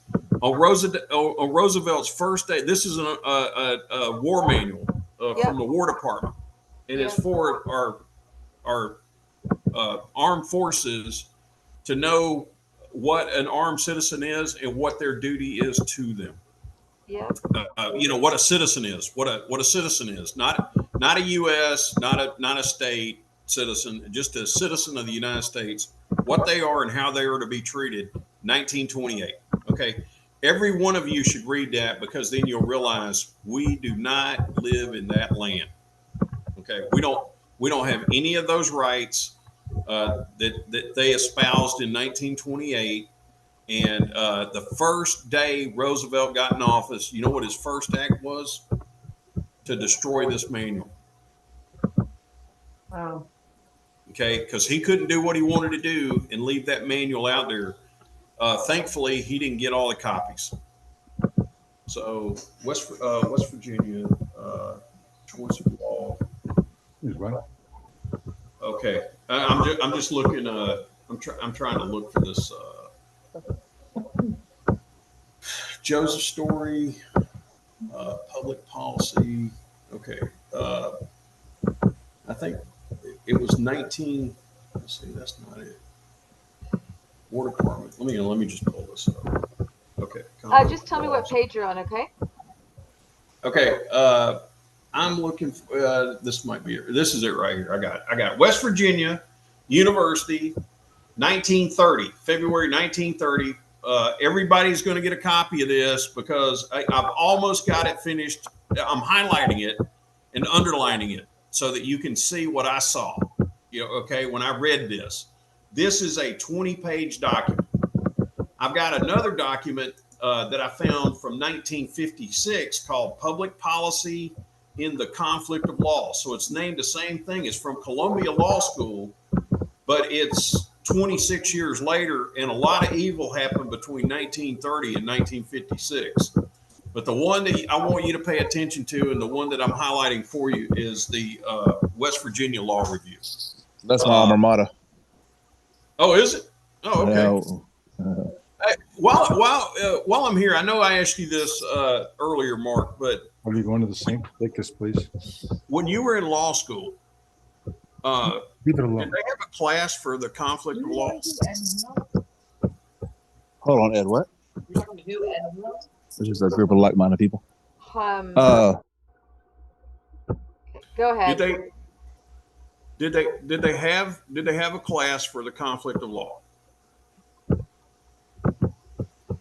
in law school? Sorry. You have to unmute yourself. I'm not muted. No, not No, they you. didn't. Everybody No, else. they didn't. Okay. Well, I know that when there's a conflict between the rules of law and the rules of equity, that equity shall prevail. Only if that's only if uh in that aspect the equity prevails if there's no remedy at law. Yeah, no adequate or speedy remedy at law. Yeah. Right. So Okay. in that aspect, just to touch on it, so in that aspect, um, say me and Ed are practitioners of medicine, and we first go to there's a suit between me and Ed, and nothing the court can't. There's no statute or precedence to rule on. What would happen is the court would then seek the common law of the contract, which would be the American Medical Association or the American Bar or the state bar, and they would go to the rules governing our license, and then from that they would create a precedence from the common law. And the common law in this instance would be the actual our manual, our rules that we have to follow. And from that is where so that's what that means. Okay. But no, there's not. So there's nothing mentioned about lex loci delecti or lex loci contractus or the doctrine of the contract. No, I'll tell you what I told Ed. So in law school is a lot like high school. High school, you get a general education, math, science, just your general math, science, English, and then when you wanted to get into your focus, so you want to be a mathematician, then you would further education in mathematics. So you would go to. So I did undergrad at Columbia, and then I did political science and government economics, and I had a minor in psychology. So now I went to law school. Law school is just general law. We go to court, and we go to the class, and we would well, today we're going to study on, but let's review. For example, Marbury versus Madison, right? Let's go into Cranch and argue that, and so that we would do that. So law school is just general law, just your contract agency, constitutional is as an elective, and some cases it's just part of it. So we've been just general law, and then we would go into our focuses. So I went into arbitration and tax law. That's what I went into. So a doctor is a doctor. He knows general medicine, but then he gets to his focus: cardiology, neurology. All those kind of focuses, and then that's when you get into what Ed's talking about. If you're going to do get into government contracts or get into government law, then you would get into variances of laws. But law school is just general law. We didn't learn anything specific. We just learned the general practitioner of it. Okay, and I also want to let you know you're going to learn it after you read this law review that I'm handing to you. But you're also going to know that the conflict of law, even though it's been around since Scotland merged with England in whatever they did over there in Parliament, but it really wasn't utilized until the even in the States. Now, Justice Joseph Story wrote a commentary, which actually turned out being 605 pages, I think, on the conflicts of law. I was able to secure a copy of that book from 1834. And he talked about what it meant then. Okay. And there are some cases that he cites in his commentary. And really what I'm looking for, or what we're going to be looking for, I think it's It's section 525 in that book, Tamara. Mark, is Kristen with you tonight? Is she here? Are you here? 525 in the book that's about Virginia or the public.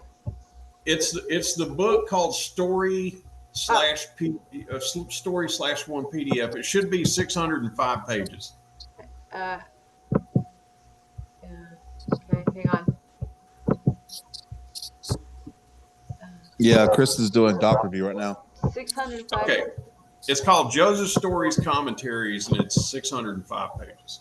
Well, 1 second. Mm-hmm.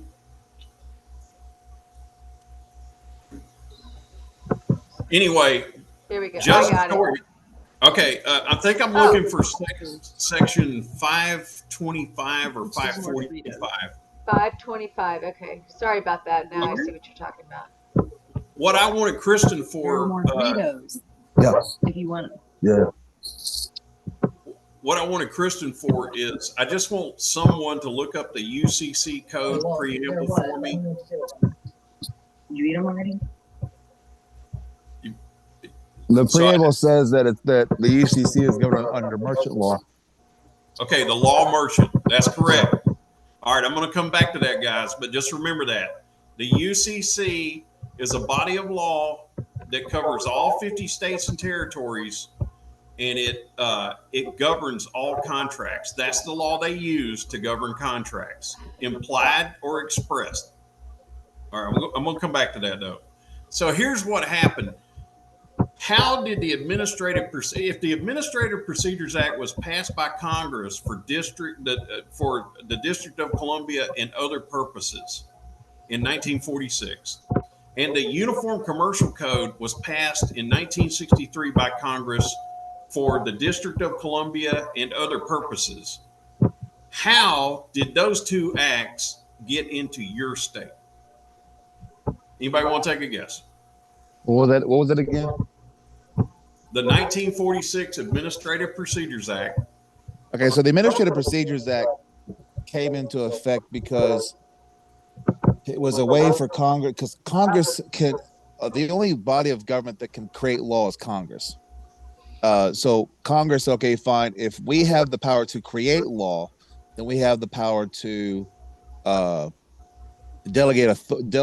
We're gonna delegate our authority, and so the delegation of authority came to say the EPA. Say the EPA wanted to write a law.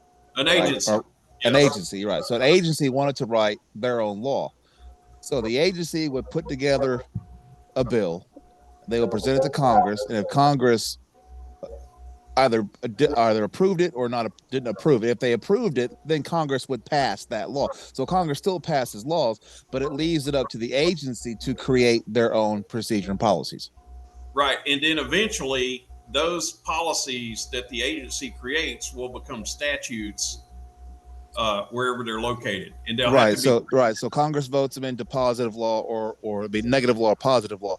What they're doing, and what Ed has pointed out, what they can't do is you have these agencies then creating sub-agencies with the powers of principle. And they can't do that. No, they can't. They can't do it. It's against the state constitution and the federal constitution. Like Mark said, all power resides in the legislature. Agencies can't make law. Now, based on what I've already told everybody, where did all these agencies come from? Where did the alphabet soup, three-letter agencies, where did they all originate from? They originated under Roosevelt. Back in 1933 through whenever he ended his term, the FBI, the CIA. Now, we had some other presidents after that create some new three-letter agencies, like Bush Jr. created the Department of Homeland Security. And the Bureau of Investigation was enacted by the Attorney General. Okay. Congress. The reason why the Bureau of Investigations became federal is because what's the guy's name? The head guy, J. Edgar Hoover wanted to carry firearms under investigation.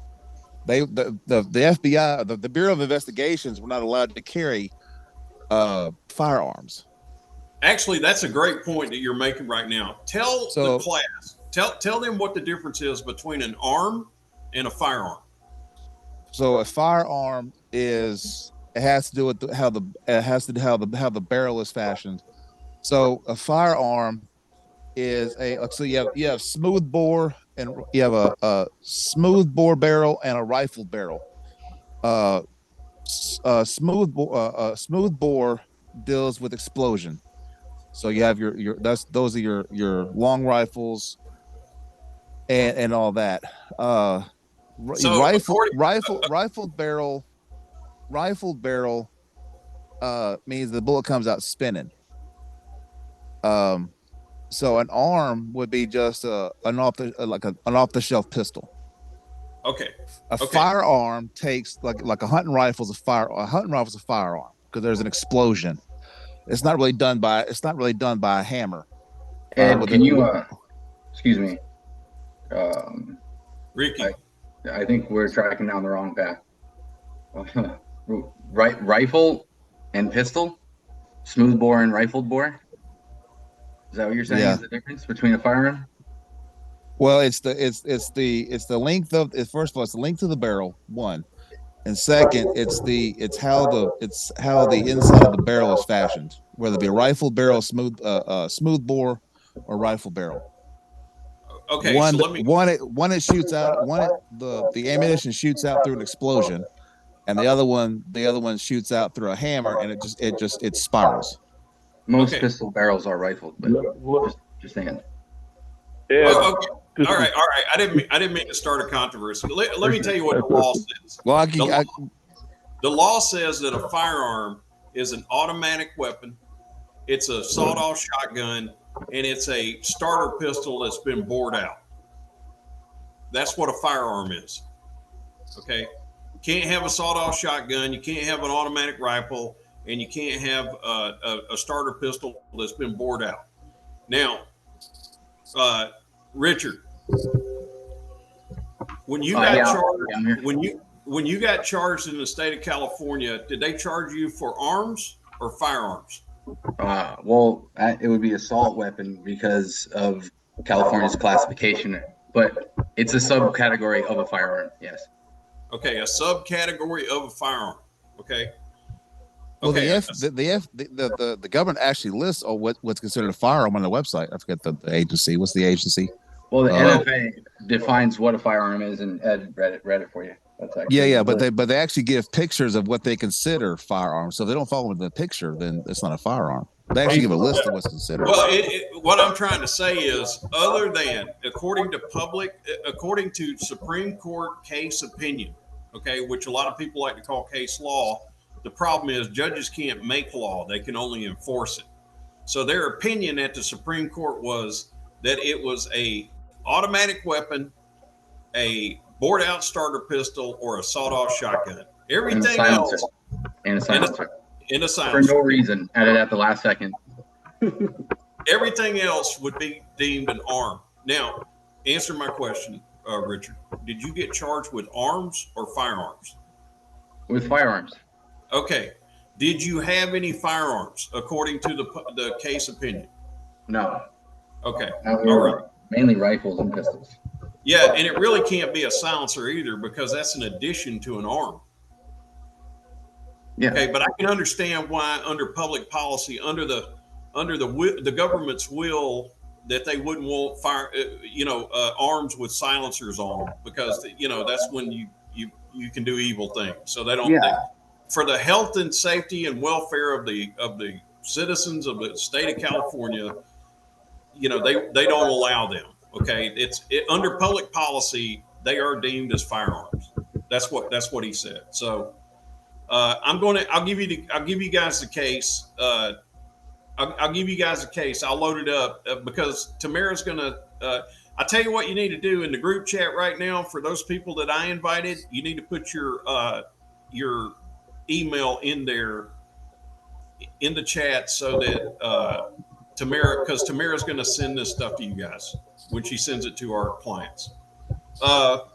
Okay, now, so the arms are covered under the primary contract. Okay, Second Amendment.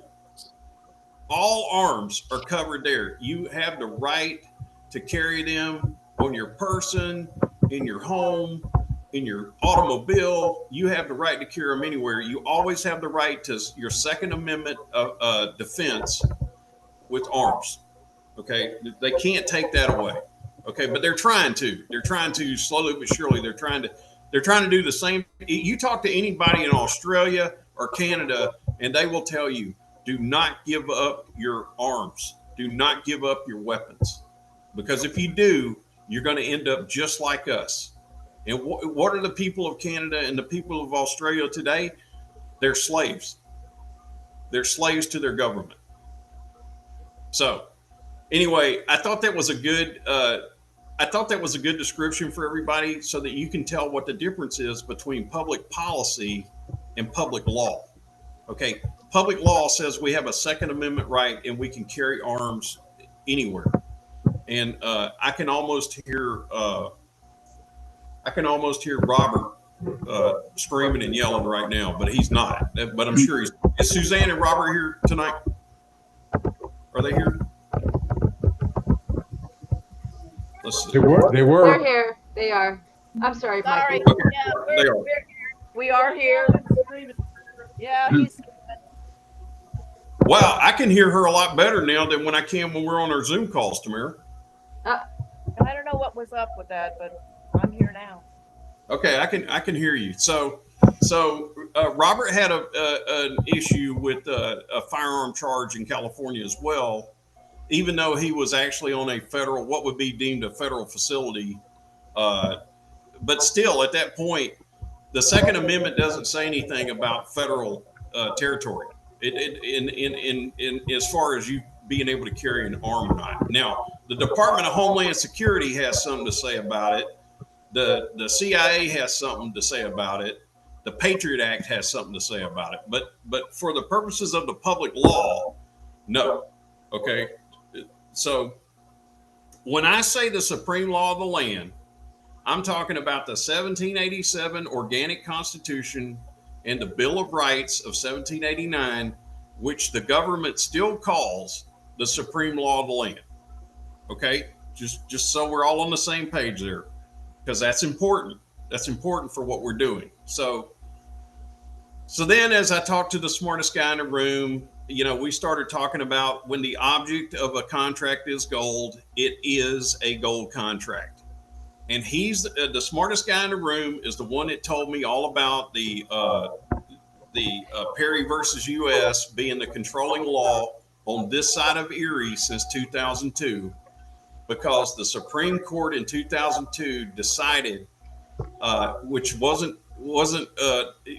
never discussed, but the Supreme Court in 2002 did a report on laws and laws laws or parts of laws deemed unconstitutional, and that law, Perry versus U.S., was deemed unconstitutional because what they said was you can't pledge people, you can't pledge people's assets without their consent. They didn't pledge anything. They took it. They took it under threat, duress, and coercion. They took the gold back in 1933. So now we're speeding up now, and we're getting into why I called you all here tonight. Okay, and you're going to get all this research that I'm talking about tonight. You're each going to get it so that you can see exactly what I see, and then we can get together another night and have a discussion about that. But in the meantime, here's what I want you to know. After Erie Railroad versus Tompkins in 1938, after that decision, the judges were all hauled in together into a big meeting room in Chicago and told, don't give any deference to any case law prior to that decision. Okay, then they'd already taken the gold out of circulation. Then they took silver out of circulation. Just the first one to answer this question, I'm going to give you a gold star. Can our de jure government be de jure if there's no lawful money under Article 1, Section 10, Clause 1? Anybody? No. No. No, it's bankrupt. Okay. So it's got to be de facto. Okay. De facto means not real, you know, a shadow government, whatever. Now, my question would be, well, if we don't have de jure money, then can the state still be sovereign? And can the judges still claim judicial immunity, even though we know that they're foreign agents because of what happened back on December 9th of 1945? No, the states can't be No. sovereign. Okay. The act of sovereignty means you create your own money, have your own standing army, and you have the ability to create war. And the states can't create money because it would be in competition with the United States currency.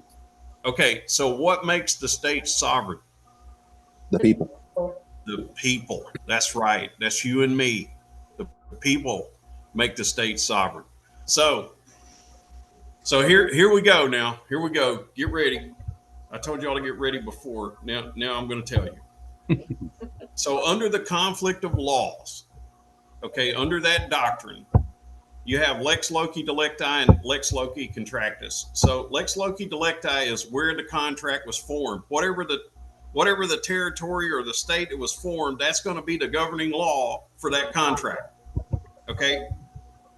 Lex loci contractus says that whatever the governing law was at the time that a contract was formed is the law that's going to govern that contract and any contracts that come after it. That's what lex loci contractus is. Okay, in 1787, Ed, did the district? Ed, hold yes. on. I'm sharing screen right now. Is there a specific place you want me to go? I don't think I'm in the spot that you want me to be. I haven't looked it up, but I think it's section. Is it? I think it's section 5. It's somewhere between 525 and 545. Okay. All right. I'll just scroll while you're talking. Keep going. Okay. Thank you. Okay. So back in 1787, did a district exist? Anybody? No. No. Okay, the District of Columbia did not exist in 1787. So what would be the everything was held in Pennsylvania. Everything was held in Pennsylvania. Okay. What would be the governing law of every contract in 1787? Would it be municipal law or would it be public law? Public. Public law. That's right. Under the primary contract, it would be public law. Okay. So the district didn't exist then. So the municipal law is for lack of a better word, slavery and peonage. Okay. So here's the next question about the lex loci doctrine of lex loci contractus. If I wrote a contract today, what would it be governed under? I covered this earlier. The uniform laws of the state of. Okay, and does every state have the uniform commercial code inside of it? Yes. Yes. Okay. All right. So that's what's governing the contracts today. Okay. Here's the thing about the Administrative Procedures Act of 1946 and the Uniform Commercial Code of 1963 for the District of Columbia and other purposes. What happened was the states all went outside themselves and brought those two bodies of law into the states. The government went outside of itself and brought them in. Okay. And again, this had a lot to do with the Industrial Revolution. And when you read these 20 pages, you're going to realize what law governs. So what they had to do, since it was all commerce after 1938, is they had to create a uniform set of laws, which I call public policy, and they had to apply it to all 50 states and territories. Okay. In other words, the people never got to vote whether the APA would be allowed to come into their state. And the people never got to vote on whether they wanted the Uniform Commercial Code or not for their state. At the time it came in, all states had their own law concerning contracts because each state is foreign to each other. Each state is a foreign country to each other. So But Ed, if you want to live in the state of Wyoming, you have to follow the state constitution and the federal constitution. but Ed, are you basically saying that at that moment all the sovereign states ceded their sovereignty? Well, they ceded their sovereignty when they took lawful money out of circulation. That was the death of the de jure government. Okay. Okay. Now what's happening is, well, what's happening is just pure evil is what's happening. But anyway, I want to get to the point because I know some of you have been waiting for a long time. You had to wait 30 minutes for me just to get here tonight. I apologize for that. I couldn't help it. But I'm going to tell you this. Now that we all know how the APA and the UCC got into every state and territory in the Union, what they did was essentially, if at the end of this, you're going to realize what I did. Public policy is replacing public law. And it has been for quite some time now. Now, here's the bad news, okay? When they put in the UCC, let's just stay with the UCC, okay? They took a term used back in the 1787 days, which was called the administration of justice. And they turned that into an Administrative Procedures Act so that they could get rid of the judicial component of the justice system. You're all being administered now.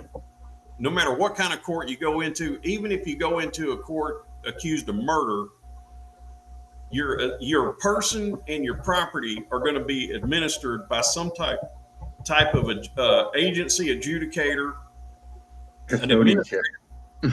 administrative law judge, a ministerial officer, somebody from the legislature, somebody from the State Department's going to come down, put on a black robe, and hold the wood, hold the holly, and they're going to decide your fate. Okay. Ed, I'd like to make a comment if I could. Okay. Sure. Is it okay? Mm-hmm. What I like to say is, basically, if people have their position as executor in their estate, they are the administrator for that, and the judge is not the administrator, so that'd be a matter of record. So they come in there with the EIN and showing they're the administrator in the matter. They can tell the judge what in the court exactly what to do. So, okay. Anyway. Okay.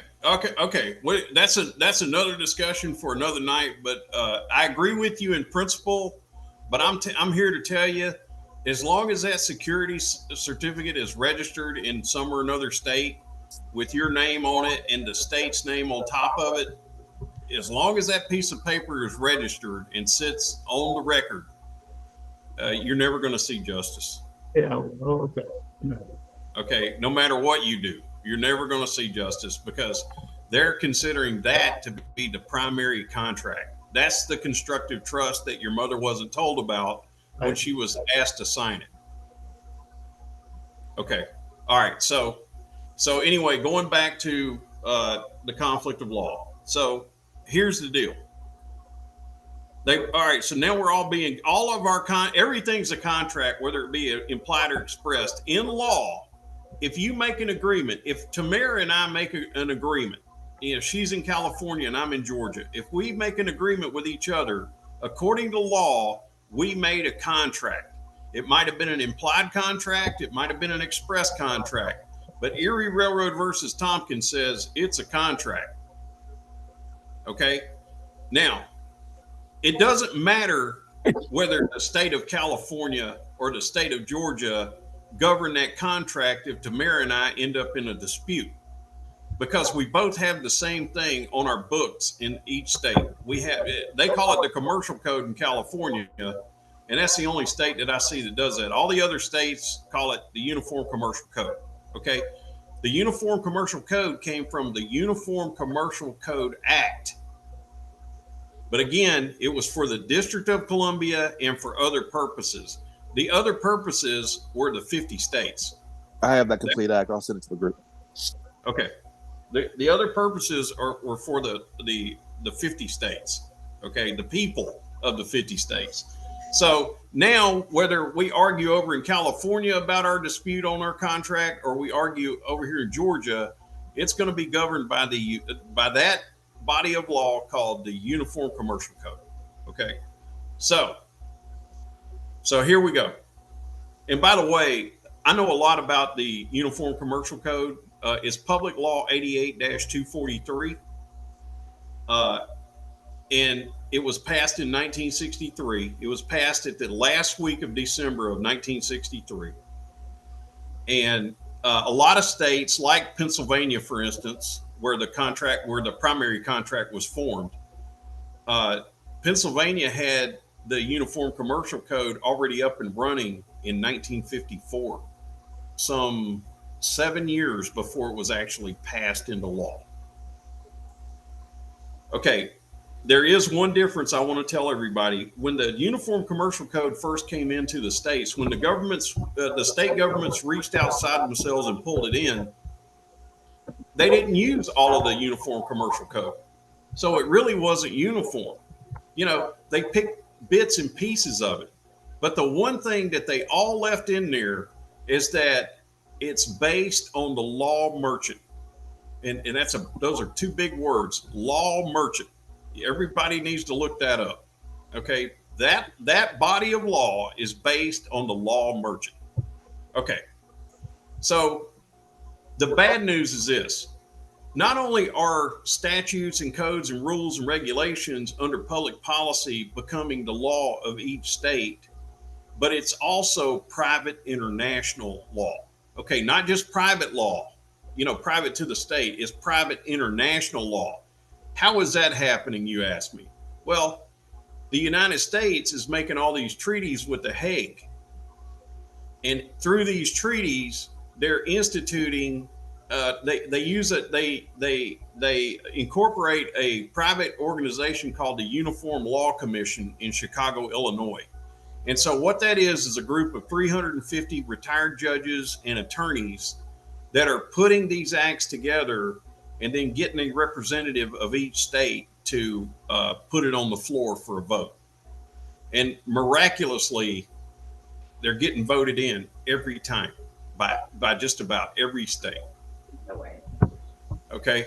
So they weren't all the same when they first took in the Uniform Commercial Code. They took bits and pieces out of them. They didn't use the whole thing. So it wasn't working for the Uniform Law Commission and The Hague, which we might as well just call it what it is now. It's not The Hague, it's the United Nations. Can anybody tell me who created the United Nations? I believe it was the Communist Party. It was the United States of America. United States of America. Yeah, it was the United States of America. I was going to say the IMF, but no, it was the IMF is a byproduct of the United Nations and the treaties with our Treasury Department. So the IRS is not an organization of the United States. It's not a government entity. Okay, the IMF, which is located in the District of Columbia, is not an agency of our government. There's another big one. The Social Security Act ties in with the Birth Registration Act of 1907. What happened with the Social Security Act is, whether you realize it or not, your name on your birth certificate was reduced to a number. Now, what do they do when they bring prisoners into prison? They give them a serial number. They give them a number. That's right. And now you're just a number. According to law, chattel. You're chattel. That's right. You're chattel. That's great. You are chattel. So now, how do we get out of it? How do we get out of this rat trap that they've got us all in? Well, it's simple. You just voice three. You make a judicial notice and you put three little words on it. Actually, it's more than that, but you could say,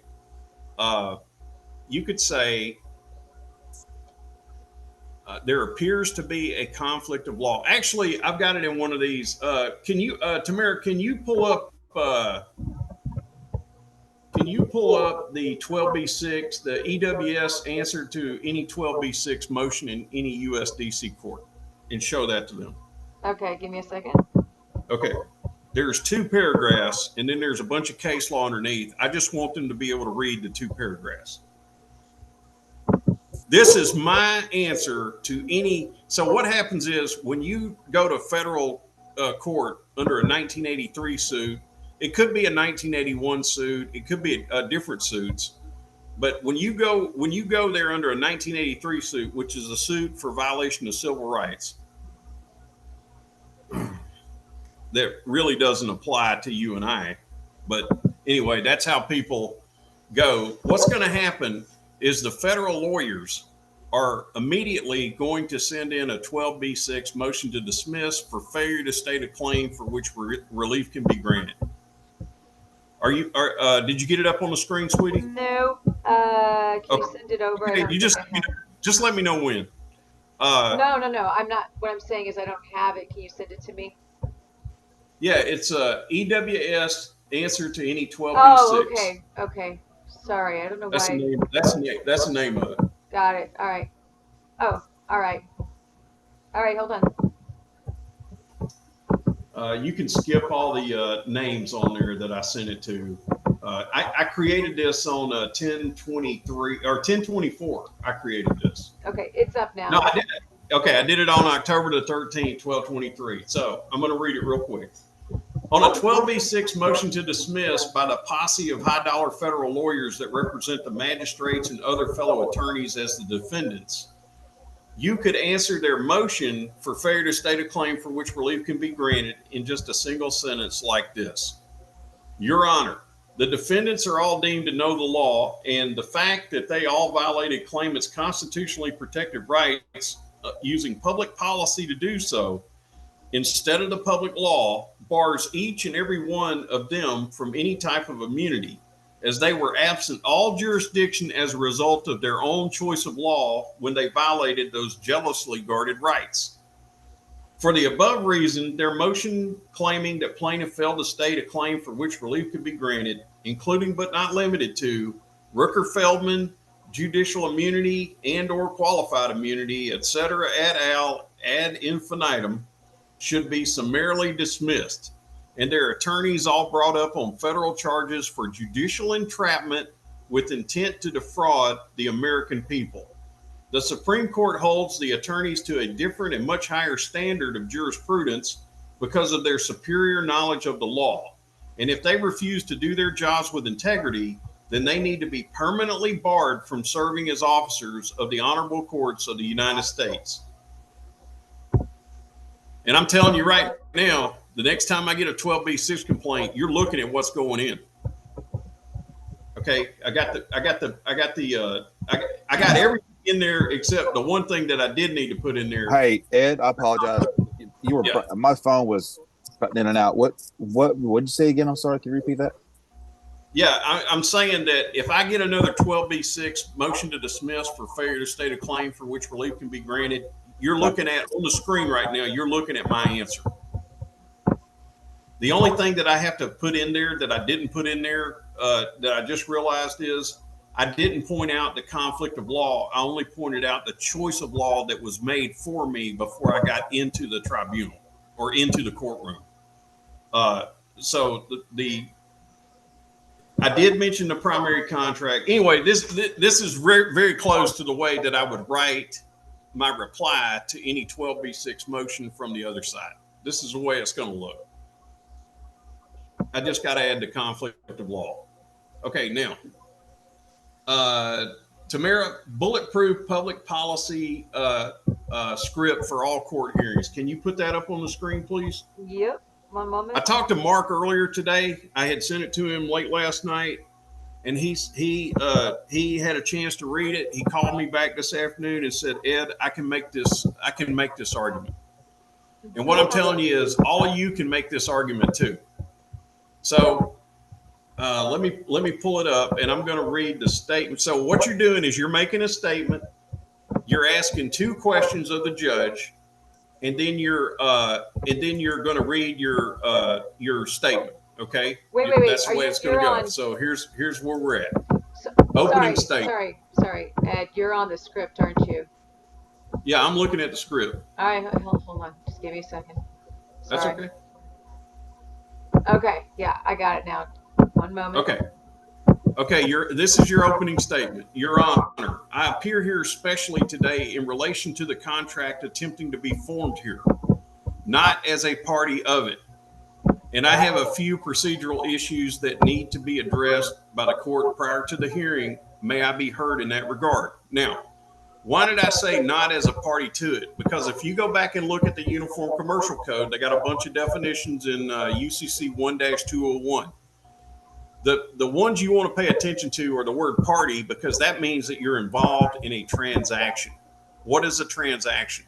A transaction is an agreement. An agreement is a contract. Okay. The other ones you want to pay attention to is 1-102B24, the definition of money, and see if that jives with your definition of money. Okay. Or if it jives with the primary contract's definition of money. Also, you don't want to be a defendant. So party, defendant, and money. Those are the three that we're keying on in this strategy that we're about to go through. All right. So now I've made my statement. The judge says, yes, you may proceed. Your Honor, who do you represent here today? Now, I've already done this script that you're looking at is an actual script that one of my clients used last week, and I did another one Friday. Is Johnny Gonzalez here? Is he in here? I bet you he's here. Okay, he's not here anymore. Okay. No, he's here. Yes, Johnny, there can he you is. hear me? Okay. Johnny's in California, and he used the script last week at a parental rights termination hearing, which means CPS grabbed his kids shortly after they were born. His son was 8 months old when what happened was they went on vacation. The child slept between the mother and the father, the mother and Johnny. The kid got wrapped up in the blankets or something. Anyway, he was turning blue when they woke up early in the morning, so they rushed him to the hospital. From that hospital, they stabilized him and they moved him to the children's CHOA, Children's Healthcare of Children's Healthcare or something. Okay, whatever A is. So they moved into a specialty kids hospital. Well, it turned out this hospital that they went to, some 3.5 hours from where they live, where their kid was transported, the doctor, this hospital, this children's hospital, had a CPS agency office located inside the hospital. And the doctor that we found out later was involved in multiple lawsuits for giving basically just making up lies, okay, about the condition of the children. Anyway, they tried to say that Johnny and his girlfriend had their child was severely malnourished and starved for days. The only problem is that didn't line up with the originating hospital's report that said that the kid was I can't remember the exact wording, but basically the kid was well nourished, had plenty of oxygen, and there were no ribs protruding or anything like that. The kid was healthy. Turns out the kid was low in glucose. Okay, and they gave him a couple of sugar shots, and then the kid was fine. But they still transported him to the children's hospital. Anyway, I'm going on and on. We got a lot of history, Johnny and I do, about these two cases. Okay, fast forward to earlier this year. Johnny and his girlfriend had a baby daughter. The baby daughter had been a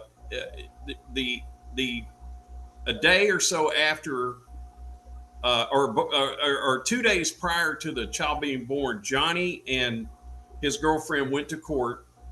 And I'm really proud of him, by the way, because in that first case, so what they do is they make two cases out of one. They make a criminal case and a civil case. The civil case, they try to terminate your parental rights so that they can put your children into their lucrative foster care program. which is anywhere from $2,500 a month to $14,000 a month that the state collects by putting them in the program and terminating the parental rights of the parents. Why such a big difference? Well, 2,500 would be your average kid. Okay. 14,000 a month would be a child that has special needs. You know, they're mentally imbalanced, or they have brain damage, or, you know, something like that. They get paid a lot more money for those children. So what do you think the doctor at CHOA said?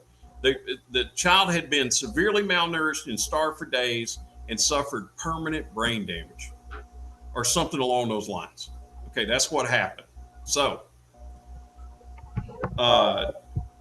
when they had their daughter, Johnny or his girlfriend, I can't remember which at the time, but I think it was they had made mention that they had just recently had a baby daughter. Within 24 hours of that revelation in court on a different matter for a different child, CPS and Department of Social Services was calling them saying that they wanted to do a welfare check on their daughter. Now, up to this point, nobody's seen the child except Johnny and his girlfriend. Okay. So the cops actually busted into their house when neither one of them were home. They busted into the girlfriend's house looking for the child with a CPS, somebody from CPS with them in attendance. The child wasn't there. The mother wasn't there. She got a call later that afternoon saying, "We want you to meet us here so we can do the welfare check just to make sure that your child's all right." Well, she goes out there with the witness. I think she had her brother or brother-in-law with her. They go out, they meet at this public place. CPS snatches the child. Okay. They do it by creating a warrant and making an allegation that the child was severely malnourished. Now, how in the hell they could possibly know that or think that? What made it so interesting, though, on the daughter's case is the mother, the day before, was actually at the prenatal care doctors giving the baby a thorough checkup.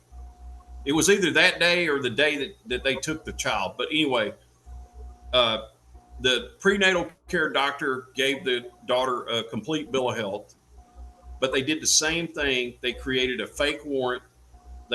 Somebody made an allegation with no firsthand witness of any facts, and they snatched the daughter, and they still have the daughter. So this parental rights termination hearing that he went to last week was in regards to his daughter. I just wanted you guys to know what they did. So Johnny used this script that you're looking at on the screen, and he said, "Your Honor, who do you represent here today?" And I don't know if Johnny can hear me, but I think the judge said the state of California. You there, Johnny? Brian, this script that you're looking at right now, the week before, the judge said, "I don't represent anybody."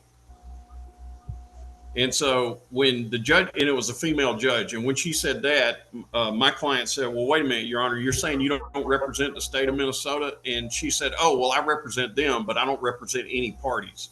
And he said, and Brian said, my client said, "That's okay, Your Honor, I'm not a party either." And so he read this script. You were at number 2. Are you bound by the Administrative Procedures Act? Yeah. And are you bound by the Administrative Procedures Act? In both cases, Johnny's and Brian's, both clients, one in Minnesota, one in California, in both cases, the judges said that they were not bound by the Administrative Procedures Act. So I found that very, very interesting. And that's what got me to where I'm about to take you. So for all I know, they're correct, because the states have their own Administrative Procedures Act, and they're saying that they're not bound to the Administrative Procedures Act, but we didn't ask them if they were bound to the Federal Administrative Procedures Act or the state's Administrative Procedures Act. They both said no. Okay. And that was very telling to me. So, If they answer yes, this is where you bring it in. Okay. In that case, Your Honor. So anyway, Johnny's judge said she didn't represent anybody. So I put that in here, I think. So anyway, these red letter questions beneath, they're possible answers you would get back from the judge. But anyway, going back up to the statement that he read in both cases, Johnny and Brian, and what happened after. So in that case, I know what he asked her. She said she wasn't bound by the Administrative Procedures Act. So Brian said, well, in that case, Your Honor, did you take an oath to support and defend the U.S. Constitution? Automatically, the judge said yes. Okay, Johnny's case too. They said yes. Okay. So he said, okay, in that case, Your Honor, it appears that we have a conflict of law in this controversy. So the magistrate says, how so? Well, Your Honor, it's really quite simple. The administrative tribunal is attempting to adjudicate both my person and property under public policy by way of the Administrative Procedures Act, foreign state codes and statutes, court rules, regulations, ordinances, and private international law under the guise of devious uniform acts such as the UCC instead of the public law. And I'd just like to know where the state of confusion and its state bar agents got their authority to adjudicate my person and property by public policy instead of the public law under the primary contract, also known as the supreme law of the land. Where did they get that authority? Can anybody answer that question? Where would they get the authority to try you under public policy instead of public law? I got some real smart people in here tonight. From your acquiescence. From your acquiescence. That is correct. Unless you went in at the get-go and said, Your Honor, I believe there is a conflict of law that exists in this case or controversy. Okay, so in law, silence is acquiescence. So everything that you don't object to, you waive. Hold on a minute. Okay. Hold on a minute. So what would you do to correct that defect? Say, for example, me. Okay. That's the beauty of the doctrine of the conflict of law. The doctrine of conflict of law has a jurisdictional element to it. Okay. And it's the choice of law. That's your jurisdictional element. Jurisdiction can be challenged at any time, even after a conviction. So says the Supreme Court in their case opinion. So I don't care if it's already past the point. It doesn't matter. You can still go in. So what I'm going to have you guys do is I'm going to have you put in a judicial notice describing that as one of the alleged parties that there appears to be a conflict of law. And then I'm going to have you do an order to show cause hearing where you, the defendant or the respondent, actually go in there and call your own hearing, just like an attorney would. You call your hearing and you call it in. And I had a talk with my buddy John in Texas before tonight, and we were talking about a suppression hearing, which he's going to one tomorrow. And I asked John a very important question. I said, John, in a suppression hearing, can you enter evidence? And he said, yes. So anyway, we'll talk about that after I get through discussing. He's actually going to the suppression hearing in the morning, and I'm sure by tomorrow afternoon, I'll hear all about it. So, and you guys know what we want to enter as evidence of the law of the case. We want to enter the primary contract.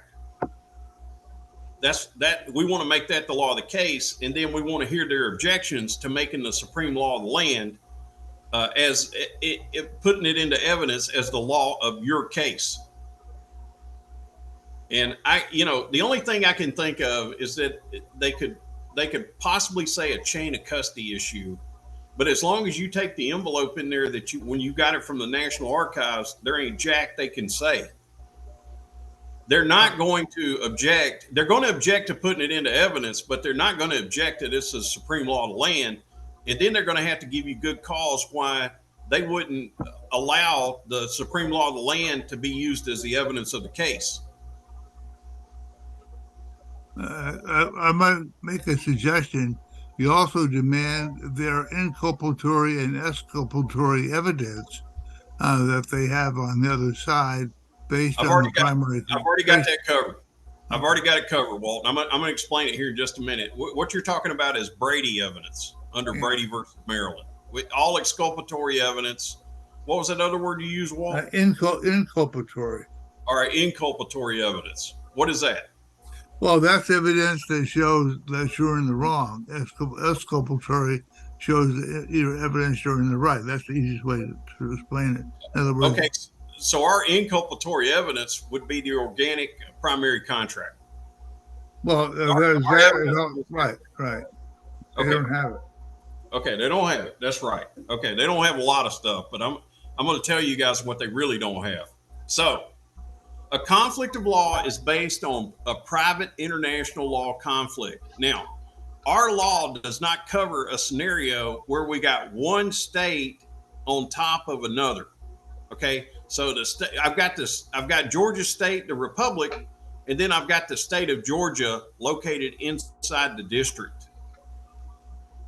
Okay, it's like a big wet federal blanket sitting on top of the state, like I explained about Georgia a little while ago. So it's a federal territory that's a big wet federal blanket that's sitting on top of the de jure state or Georgia State with a small s, not a capital S. Yeah. Okay. All right. Now, so there's another aspect of what we got to talk about. Are you located inside the district or are you located outside of the district? Okay. They cannot make that political choice for you. They can only make presumptions. And they can't make irrebuttable presumptions. Thanks to my buddy John, he turned me on to Vlandis v. Klein, and I'll get that case to you. I don't have it with what I sent to Mira, but I will get that case to each of you. The courts. What's that case that says you can't get convicted without use of an attorney? That is Argesinger versus Hamlin. You can't get incarcerated. That's Argesinger versus Hamlin in 1977, Supreme Court. That case says that whether you're brought in for a petty offense, a misdemeanor, or a felony, unless you have the benefit of counsel, you cannot be incarcerated. And again, that was 1977. So we still got some good players out there. The problem is we got a bunch of bad ones, and they're the overseers. They're the government. They're the executive branch, the judicial branch, the legislative branch. They're all culpable, and you're going to understand this completely in a minute. Okay, but they're all culpable. They're all in collusion with each other. They're all out there making contracts with each other. I even got a contract a couple of months ago by a county sheriff's department. So what's happening is Child Support Enforcement Agency has a contract with the sheriff. The contract basically says that when they go out to serve one of those illegal, what they call a capious warrant for, someone who's in arrears on their child support, that it's a voluntary warrant. In other words, if you say, you know what, I'm not going to volunteer for that today, there's nothing they can do, but nobody knows to say that. So, but what happens is the sheriff is not acting as the sheriff, even though he's wearing the badge, the gun, and the vest.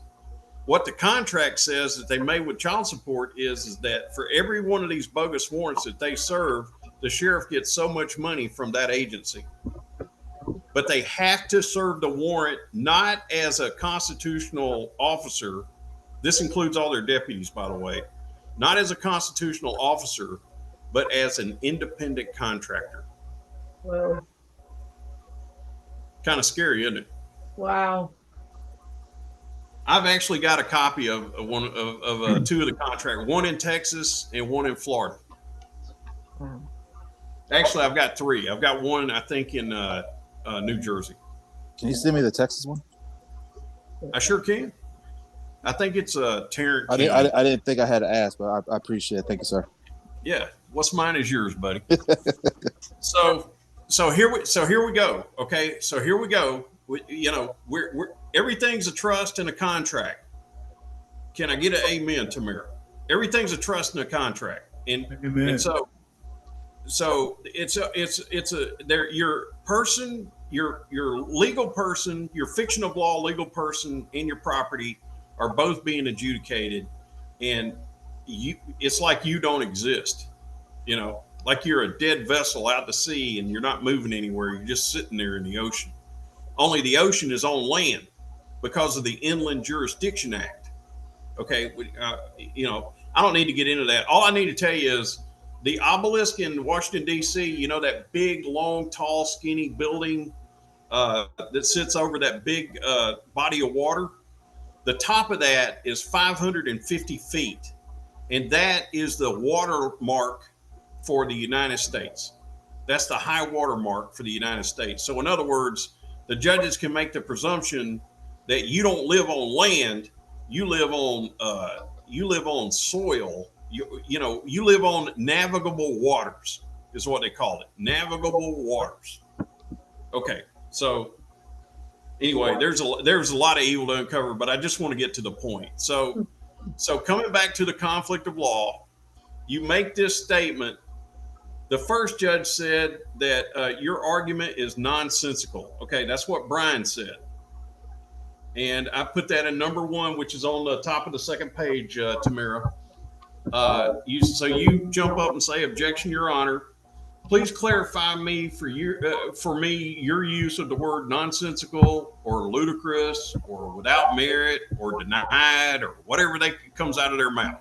Please clarify that word or group of words for me, because I'm making no argument to the court here. I'm just stating a plain and unambiguous fact of public law that's undeniable.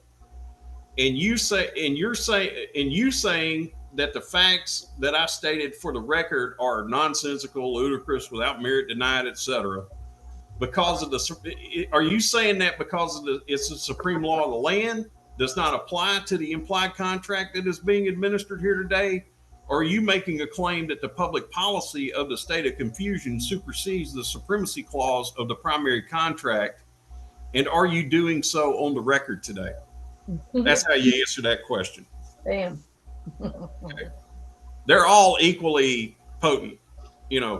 I tried to think of everything they might say. They might say I don't answer questions, or they might say the court takes personal jurisdiction over the matter, which in this case, this script that you're looking at right now, that's exactly what the judge said.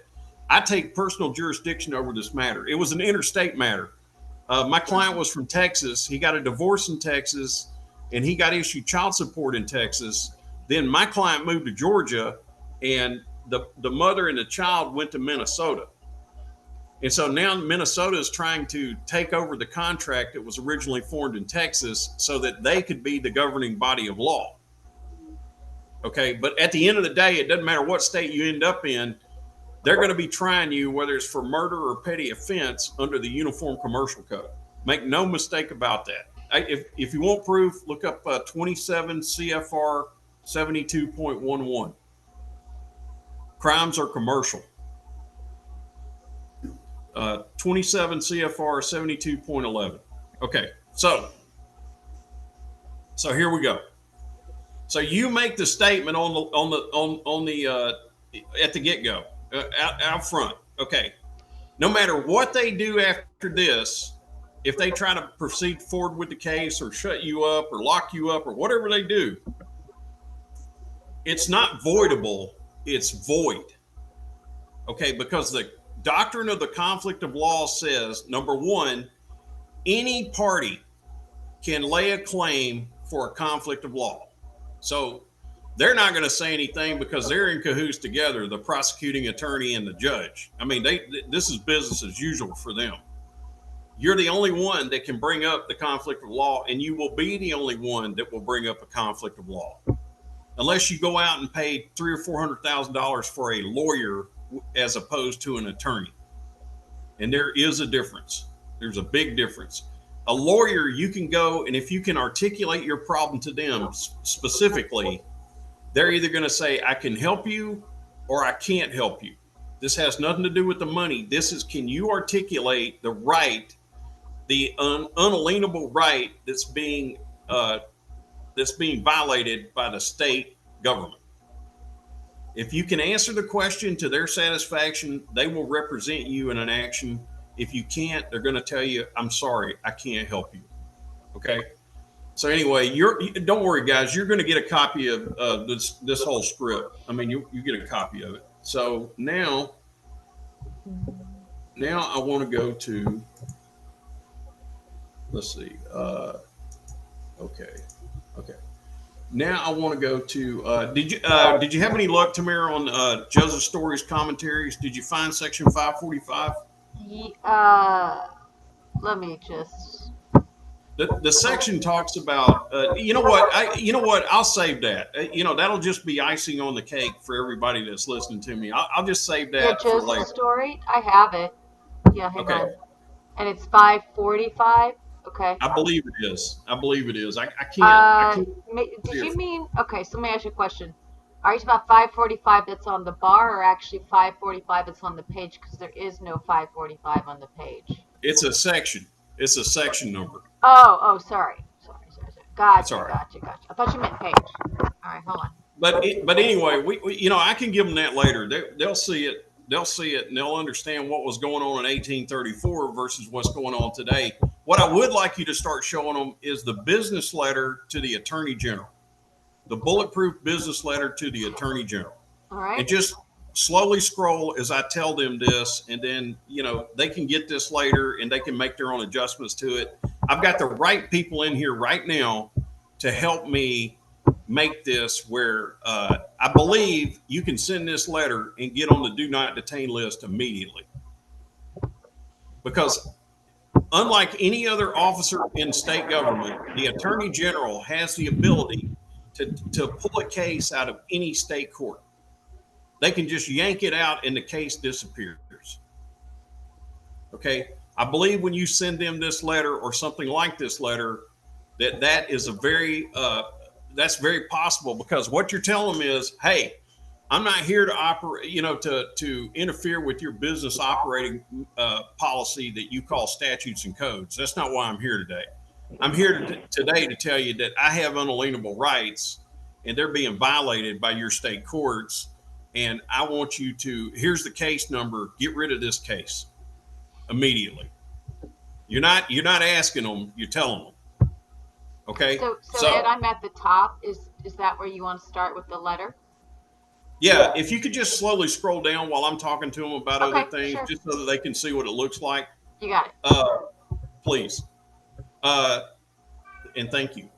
So let's get to the end of this. So a conflict of law, under the doctrine of a conflict of law, any party can bring up the conflict of law. And also the doctrine of the conflict of law says that you cannot even reach the merits of a case, any case, until you get the conflict of law settled on the record. What does that mean, on the record? That means that it has to be agreed to and signed by all parties. And folks, you ain't never going to agree to be tried by an inferior set of laws or public policy. You're always going to stay with the supreme law of the land. Amen. And so there's never going to be an agreement to that. Okay. So, but now you brought it up because you said, hey, there appears to be a conflict of law here and we can't move forward until the conflict of law is settled. Then they're going to do whatever they're going to do, and they really only have three possible choices. They could lock you up and tell you that you're a vexatious litigant or a belligerent claimant in person, which, by the way, is your Sixth Amendment right to appear as a belligerent claimant in person. They could lock you up. I like what Jay did.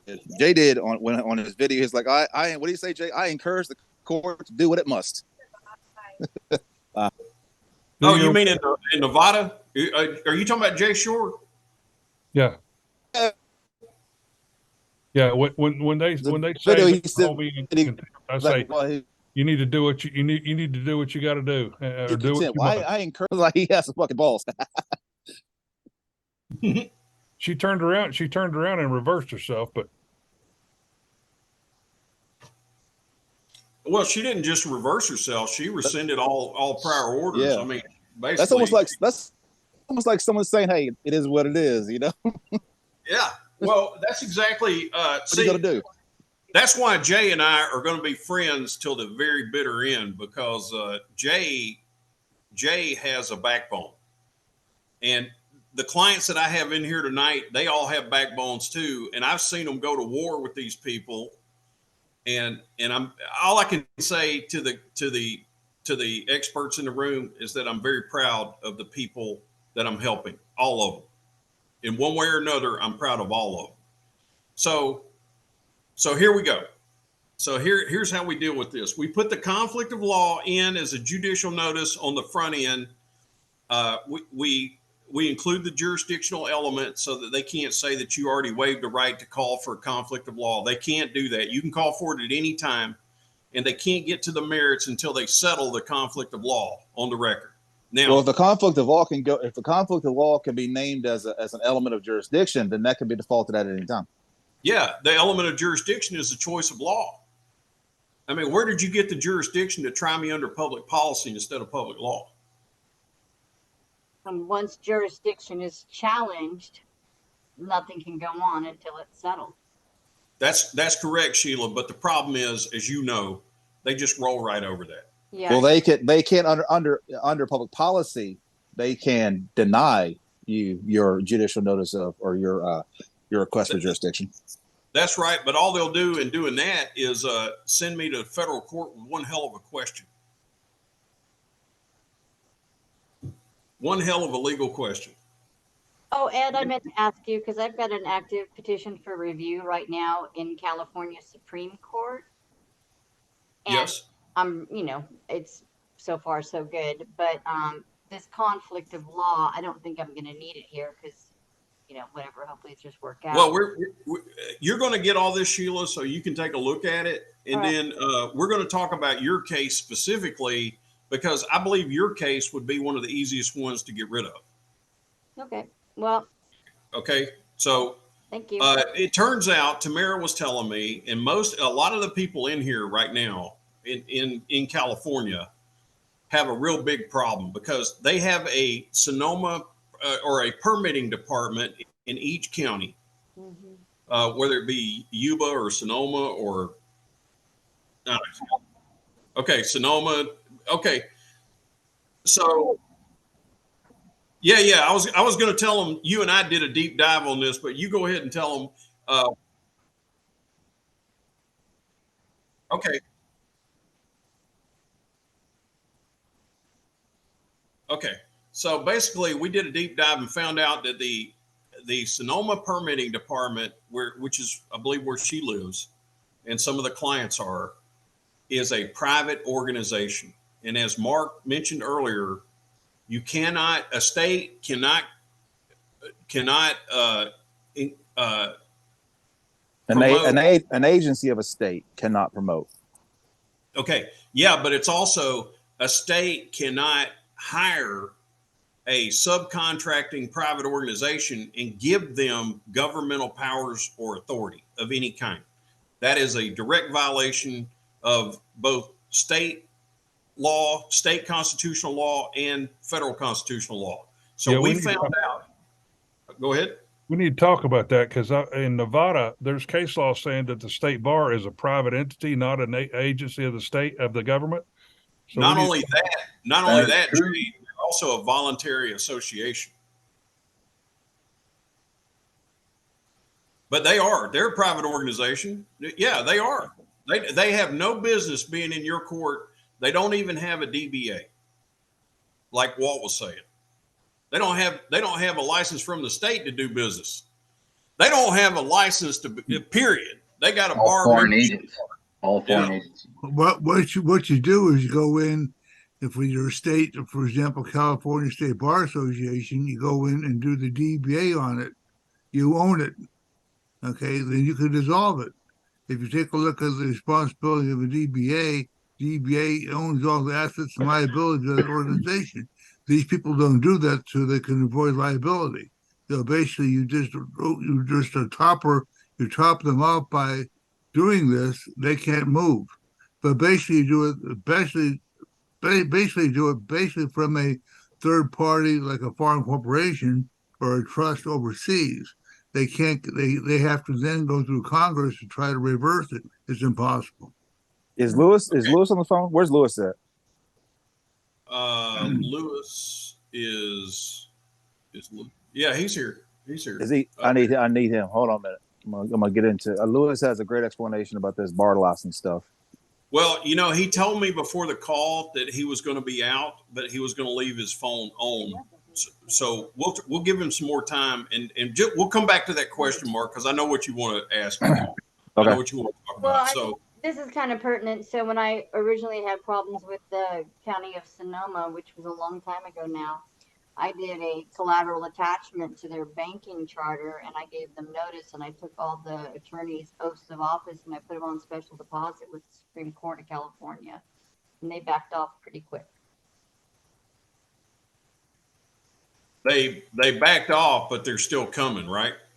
Well, the foreclosure is kind of more the huge issue right now. So, Jay, I went ahead and put Argis Singer versus Hamlin in your telegram since you asked about it.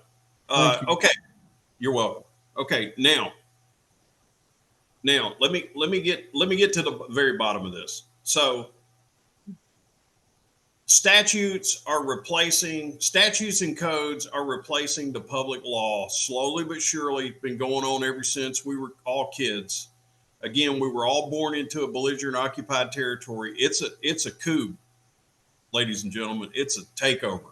Okay, they're going to turn the United States of America into a penal colony, and they're doing a pretty good damn job of it right now, if you ask me. So it's gonna end up being a penal colony. So how do we fight it? We put in the judicial notice up front. We invoke and declare a true conflict of law. And then we call the court coordinator. We file an order to show cause. You call it anything you want. You call it evidentiary hearing. You call it a suppression hearing. I don't care what kind of hearing you call. You're going in to discuss that conflict of law that's currently on the books. And so why does a judge have to take an oath to support and defend the Constitution or any other public official? Why do they have to do that? Because they're the ones that are being held to that standard of the primary contract. We don't do that because we're the ones that gave them their sovereignty to govern the people. Well, so we don't have to sign anything. And the way they got the law now, we can't sign anything anyway because everything we own and everything we know has already been pledged over to the state. I mean, your mother pledged you as state property when you were born without her knowledge. Oh, I like, if I could make a quick comment on that. I got some information with one person who's doing this successfully, where they're changing the birth date from the date of the born date to the registration date. Right. I've got a whole brief that I've done on that, and most of these people have already heard it. But essentially, Walt, it comes from the doctrine of first in time, first in right. Right. So if I was born first, and this legal entity, this fiction of law that the state created with the registering of the birth certificate, that's who they're coming after. Whatever that later date was that it got registered, that's the date it got created. Okay, I came 7 days before my fiction of law legal person came along and got registered and created. So first in time, first in right. Okay, it's the only security certificate I've ever seen that actually has two different dates on it. Well, what I'm saying is you go back to the registrar for the state we're born in and change your birthday to the registration date instead of the born date. And that way you become part of the United States as far as a creditor, and they can't come against you on the other side, because then the United States comes against them from a security standpoint. Anyway, it's kind of complicated, but is that in the book, Walt? Because I don't remember seeing no, that. that's not in the book. I have other information on how to do it. I did that when I got my estate EIN. He had us do that actually. When I was filling out that with Bill Winthrop, actually, you tie this in once you have this done from the registration registrar where you were born. Then you change your passport and your driver's license and everything else with that registration date, And basically, they can't really come against you at that point because you're actually tied in with the United States as far as a creditor. So anyway. Okay, all right. So I'm going to try to leave a little time for my clients and any of the experts to ask any of their questions. But here we go. Here we go. Get ready. Strap in. Right, okay. go ahead. Conflict of law has to have a foreign element attached to it. Otherwise, you can't lay your claim to a conflict of law in their commercial court. So here's what we did. You make the judicial notice. You don't mention what the foreign element is. You just say there's a foreign element. Then you go into your show cause hearing. Okay, I've got this all mapped out in my mind. And since you're the one that made the claim, it's almost like you're going to be the prosecutor. You go first. Okay, you brought the claim. You go first. They're the defendants. Okay, both the judge, who is the court, and the opposing counsel or prosecuting attorney. They're the defendants in a show cause hearing for a true conflict of law. So what you're going to say is, just like it said in the script I read you a minute ago, what gave this state, where did the state get its authority to try me under public policy instead of public law? That, ladies and gentlemen, is a question that cannot be answered unless they want to admit the fraud on the record. Personally, I can show you exactly where the fraud is, and you got to look a lot of different places to put it all together, but I've got it if anybody needs it, but we don't need to do all that. At your hearing, you're going to say, Your Honor, I would like to enter a certified copy by the National Archivist of the Organic Constitution of 1787 and the Bill of Rights of 1789 into evidence as the law of this case. Okay. If either one of them object, Your Honor, that's why we have a conflict of law. Okay. That's one place you can hammer them. The second place is, and probably the more important place is, well, where's the foreign element at? Okay. So we know since 1938, since Erie Railroad versus Tompkins, that everything's a presumption and everything is a contract. Even if it's a trust, they're trying to create a new agreement under the contract. They're trying to make you the trustee of the trust that they're trying to administer instead of the beneficiary. That's what they're really doing. So you don't have to get into any of that though with the conflict of law. All you have to do is say, Your Honor, if I made a contract with anyone in this state, what body of law governs? They're going to say, well, the law of the state of Georgia. And you're going to say, well, are you talking about the state constitution? Or are you talking about the public policy? Or are you talking about a body of law, any inferior body of law? Okay. So the only two laws in your state is the state constitution and the federal constitution. That's it. That's all the law that there is. Everything else is public policy, the will of the government for the benefit of the people. Any of us can go in and make the argument that they've even changed the definition of public policy, because what does trying to take my shelter away from me have anything to do with the public health and welfare? That's one of the 5 basic needs that I have. I need shelter, and you're trying to take it from me, and you're saying you're doing it in the name of the public good? I don't think so, Chief. All right. So anyway, a speeding ticket, same argument. Well, wait a minute. You're saying because I didn't do your will that you're going to charge me criminally? Where did you get the authority to do that? All right, I'm getting excited. So let me tell you what they cannot get around no matter what they do. Okay, and this is why I brought you guys here tonight. If you look at the preamble of the Uniform Commercial Code, it says that it's based on the law merchant. Law merchant is private international law, and there is your jurisdictional element. So first, you're going to slowly coerce them into saying that if I have an issue with a contract with another company, when I come in here, is the Uniform Commercial Code going to be used to govern that contract? They're going to have to say yes. Don't ask them about a crime. Just ask them about a regular business transaction between 2 Georgians or 2 Missourians or 2 Californians. when I come in, what body of law that you have in the statutes or the codes or the rules and regulations, what body of law do you use in the statutes and codes to govern those types of business contracts? UCC. Okay, great. Okay. You need my consent as a real party in interest to form a contract here today, then, Your Honor. But you can't do that because the only jurisdiction that you have, according to public policy, is the Uniform Commercial Code, and that is squarely based off the law merchant. And the law merchant is private international law. It did not develop within the Union States.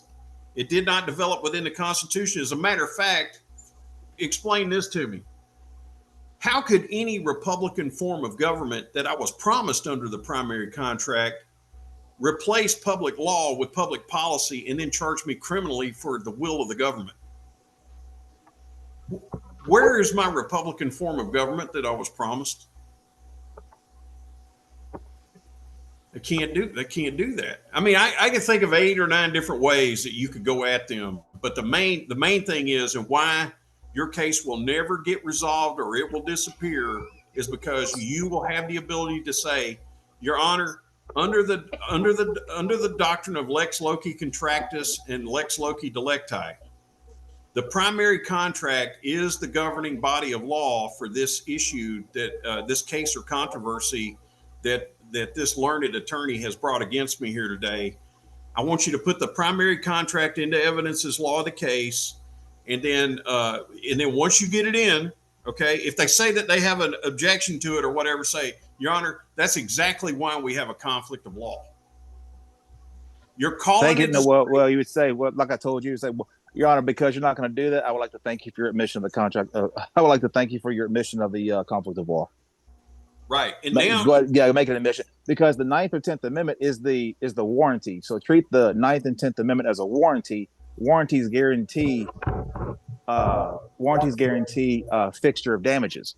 So if the warranty states that I'm guaranteed a Republican form of government, then they essentially have violated the warranty, violated the contract, violated their oath of office. Now remember, they only take an oath of office to the United States, not the United States of America. So they've taken an oath of office to uphold the Constitution under public policy, not public law. So be careful. They also changed the wording. They called it right. Of the United States to for the United States. Right. So be careful whenever you say, I would just say, do you have an oath of office to protect and defend my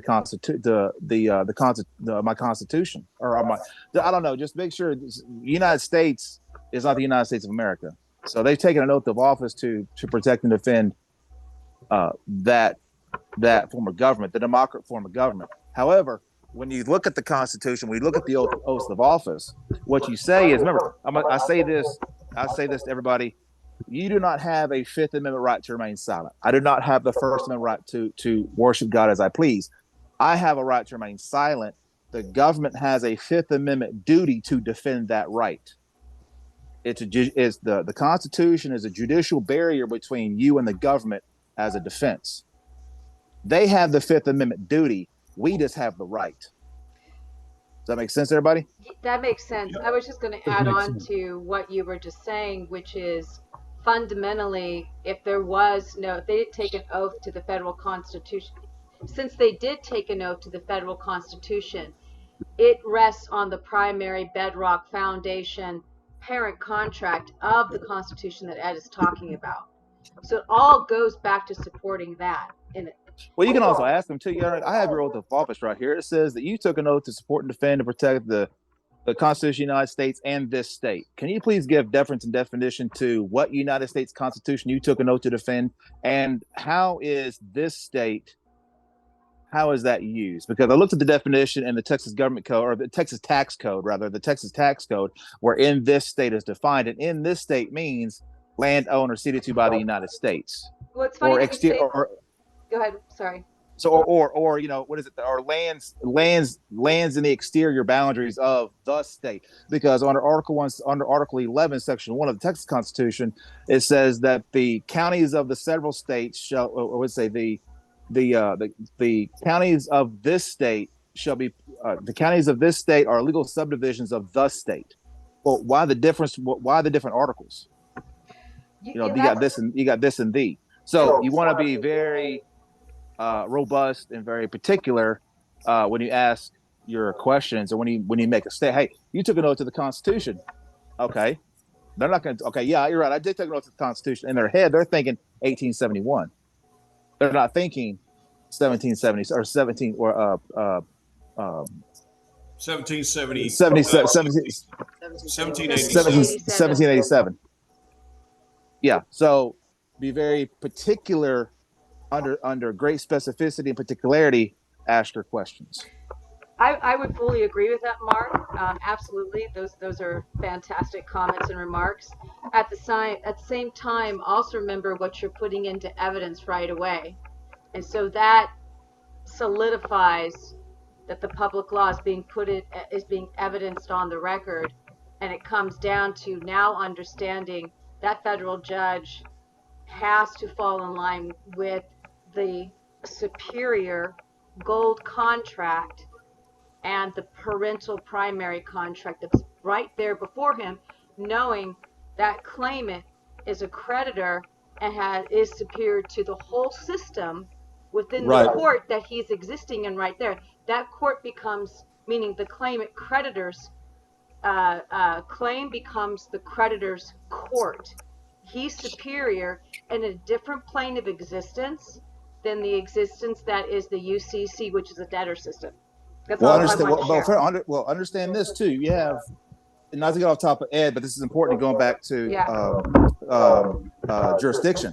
Remember, there is no such thing, capital T, as a citizen, lowercase c, of the United States. There is not one. Citizens of the United States can only come in. A citizen of the United States can only come into existence as a people of the several states when the individual itself becomes a citizen of a state. Okay, now this goes to the incorporation doctrine. And I was talking to Mr. Shore about this.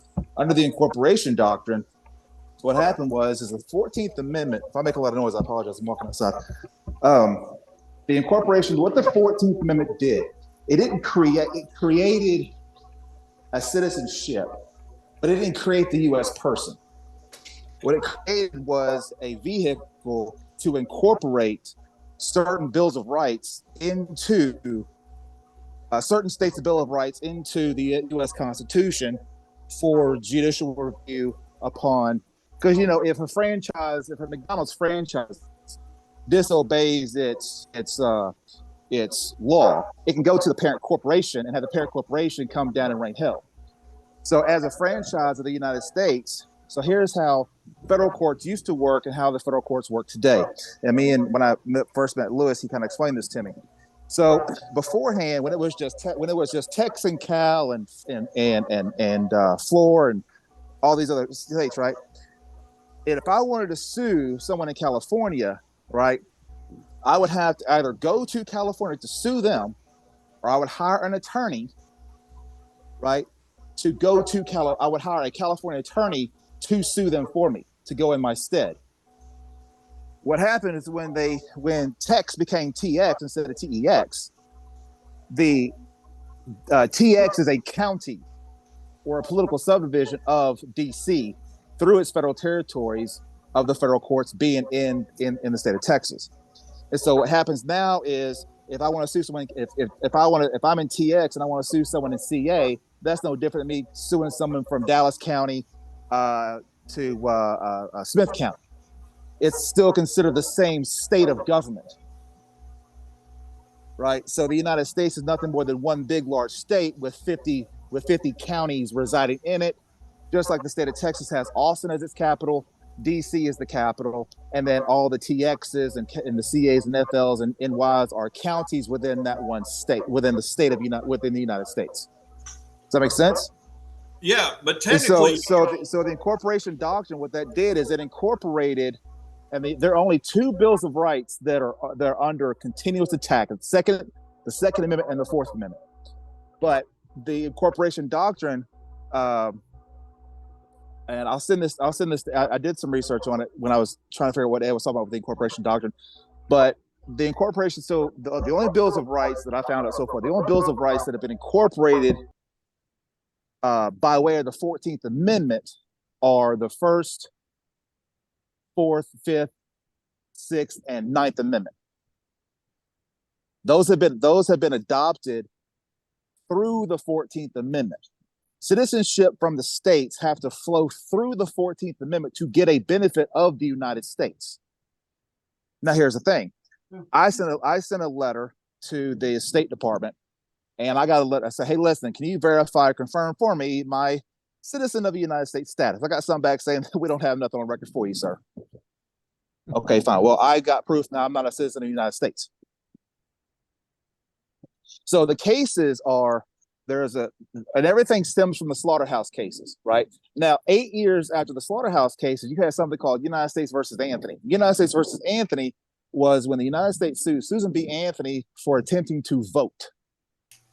And she couldn't do that. Now, the right to vote comes from your state citizenship, not from your U.S. citizenship. It is considered a property right under the constitutions of the state.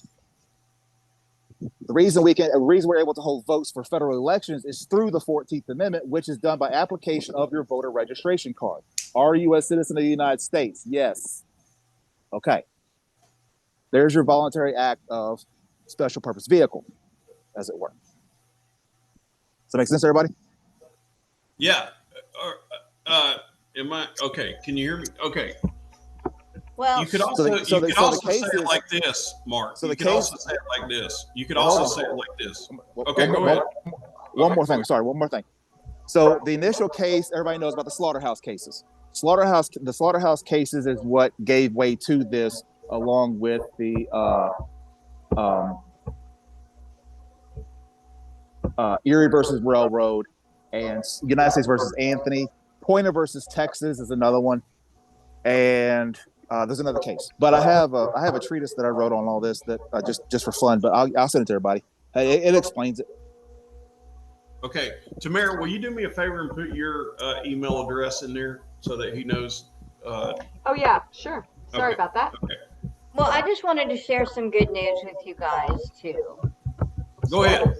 I was looking at the, I reopened my bankruptcy case last year. It's been closed for over a year, but I had a hearing with the judge, and he basically said the trustee abandoned the property, and if it's declaratory relief you're seeking, you're free to do so, which was super awesome.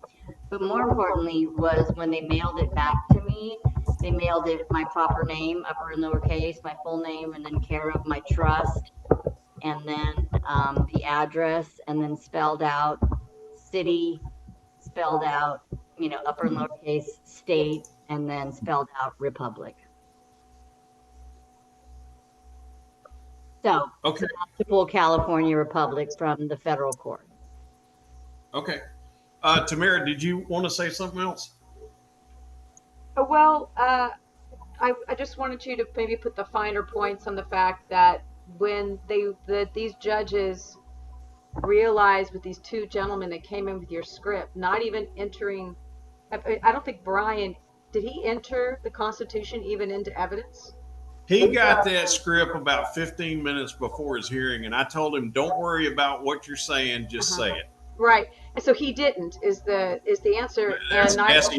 Yes, he did not. Okay. So just based on what he said alone, the fact that the family court administrator understood at that moment she was grappling with a conflict of law. She turned, even though you had shared with me that it was clear that she was in the was in good with the prosecutor, and they were going to be making some money off of this. And then when she realized that Brian knew what he was talking about just regarding the script alone, she flipped on that other guy. It was basically letting him know he was out by himself if he was not going to take her cues, which was to shut it down. So that's what was That so Is this impressive is about this it. the case when the judge was admonishing the other attorneys saying, "Listen, either you dismiss this or Yes, Okay. yes, yeah. She turned on that attorney. So the smartest guy in the room told me something. I'm going to tell everybody so they know this going in. He asked me one time. He said, "Do you know how to tell which party won a case?" And I thought about it, and I said, "No, not really." And he said, the one not in handcuffs. No. He said this. He said, "Okay, in a normal hearing, the plaintiff's going to go first, the defendant's going to go second, the judge is going to muddle around for a few minutes, and then they're going to start talking to one of the parties. Whichever party the judge speaks to first is the loser." I don't know if it's in their training or what it is. I mean, I'm sure Lewis can probably can probably shed some light on this, but they always talk to the losing party first. Well, when Brian got through reading the statement that I just read to you guys, the judge immediately turned to the prosecutor and said, "Counselor, I have some issues with your paperwork." And she said, "You've got on here that this complaint is for custody, but this isn't actually a custody issue, is it?" And the attorney said, "Well, no, Your Honor, but we would like the court to ignore that aspect of the complaint." And she said, "I don't think so." And then he said, "Well, Your Honor, in that case, we would like an opportunity to amend the complaint." And she said, "No, I'm not interested in that either." And he said, "Well, Your Honor, he's in default because he didn't answer our complaint within the prescribed time," which I told Brian not to answer. And the judge, okay, without Brian saying another word except goodbye at the end, the judge said, "Counselor, if you had served me with this complaint, I don't believe I would have answered it either. And by the way, you guys are all going to get to see this video. We've already ordered it and a copy of the transcript from the court. So you guys are all going to get to watch what happened, what I saw." But when he mentioned conflict of law, that's when I knew that they had a problem. Both their eyes went up. The prosecutor on the left side of the screen, the judge on the right side of the screen. They both knew that they had a problem. And when he asked the judge, where did the state of Minnesota get the authority to try me under public policy instead of public law? It was almost like a knee-jerk reaction. The judge is like, "Well, your argument's nonsensical." Well, it's not an argument. I'm stating a fact here. You're an impartial trier of fact. If the state of confusion is a representation of the sovereignty of the people, then couldn't the argument be made or said that where did my fellow people get the authority to try me under public policy when they themselves are not under public policy, but they're under public law? Well, here's the answer to that. It's the will of the government. Doesn't have anything to do with the people. No, but here's the thing. But you can lead in. Here's that you can lead into that. Your Honor, I don't think that the people actually had the authority. I think the government has either substituted, superadded, or superimposed their will upon the people upon misrepresentation, making the people believe through said misrepresentation that public policy is the law of the land. Agreed. And again, you can go several different ways with this. There's a way you can just lead them down that rabbit hole and see what kind of confusion you can get on that. Well, you're eventually. I believe after you read the primary statement on your script, I believe all you're going to hear is your motion's denied. That's nonsensical argument. Well, whatever they're going to say, it doesn't matter what they say. You're just going to say, "Well, which part of it is nonsensical to you, Your Honor, or which part of it's denied? The part about the supreme law being the supreme law of the land, or the part about you don't have the authority to try me under public policy or any inferior set of laws other than the supreme law of the land? Which part of that quote unquote argument do you find issue with?" Now here's another argument that the Supreme Court has made, or there was a court that made this decision where it said that the Constitution cannot, the people can't use the Constitution because they're not a party to it. Well, who does all I'm concerned with is who the unalienable rights belong to. Who's the party to it? Yeah. I mean, I put on the bottom of my paperwork, covenantee to the land, covenant heir to the posterity. I mean, yeah, we didn't sign that, but that was what the intention was. It is the foundational document. It is a trust. It runs with the land. So, when I do my paperwork, when I submit my bills to the court before pretrial, I always say, comes now, John Doe under State versus Kemper, or under Kemper versus State, which relates with Chisholm versus Georgia. So I say, as one of the people making up the sovereignty of the state of Texas. So it comes down John Doe, one of the people making up the sovereignty of the state of Texas, to tender his motion for relief, And I quote Kemper versus State and Chisholm versus Georgia in the footnotes so that I won't be confused of one of those sovereign citizens. Yeah, I mean, and there's so much stuff. I mean, when this country achieved its independence, the prerogative power of the king devolved to this people, and I think there's 7 or 8 or 10, cases on that. And so, I mean, I'm coming as one of the ancient prerogative people. But anyway, I'm super curious, and I'm getting tired because I've been going to bed early lately. But where does the gold come in? And I mean, well, I was thinking we were talking about that's gold. Another conversation. Right now, I'm trying to teach you how to win the argument. Where the gold comes in, I think that was Sheila talking. Yep. Where the gold claim comes in is when you force them to the table to settle with you for all the crap that you've had to put up with. That's where it comes in. Okay, and so the gold itself makes them have to pay Federal Reserve notes, or what? No, the gold makes you the creditor, not the debtor. Gotcha. Okay. And you can't be an enemy of the state if you're a creditor. Right. Okay. It also that's what the gold does. Well, it also does not fit in. Just real quick, Mark. It also does not fit into their GAAP accounting. So now you have actually removed yourself from. I mean, if you say you set your paperwork up properly, you will need to remove yourself from all of those presumptions, and especially under their GAAP accounting, general accredited accounting principles.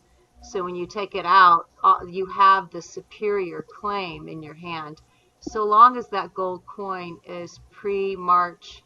People say 1933, but let's just make it 1932. Pre-March 1932. That's because they can't use double bookkeeping. That's right. That's right. So it's superior to the debtor system. They've actually put themselves in a hole by all these presumptions, and the mere fact that now you're asserting, because of a couple of things that happened in the Supreme Court and in Title 31 as well, and what happened in 2020, allows you now to actually tender your gold for your debts, whereas before that was abolished and we couldn't do that, and we kept getting on the debt cycle wheel. So this actually allows us to stop that wheel, be superior to what these land pirates are doing, and then be able to actually get awarded damages. All right, I yield. Thanks, Mark. Yeah. So understand this though. But you mentioned the UCC. Debtor in the UCC means a person having an interest other than a security interest in a collateral or a security. Debtor also means a seller of chattels, general intangibles, promissory notes, and other and the like. It also means a consignee to a consignment. Debtor doesn't mean an owing of debt. Well, here's the UCC. Thing. If you got now gold, in the UCC, you have debtor, you have account debtor, and you have I think there's another type of debtor. So there's 3 kinds of debtors in the UCC. So I would look at the definitions of UCC to get that clarification of debtor. Mark, my whole point is, what does it I'm matter not, what they I'm define? I'm not impugning you, Ed. I apologize. I'm not trying to impugn you. I apologize. No. I understand you're making a valid point right now, and I agree with what you're saying. What I'm saying is, what difference does it make what definition they put to the word debtor if it's all under the law merchant? Right. Also, Jay had his hand up, so just wanted to acknowledge that. So Okay. I want to know. I mean, I've had this in my chest of tricks, not tricks actually, but plays to make for years. But I thought I would do it with silver, and I had no clue about doing it with pre-1933 gold.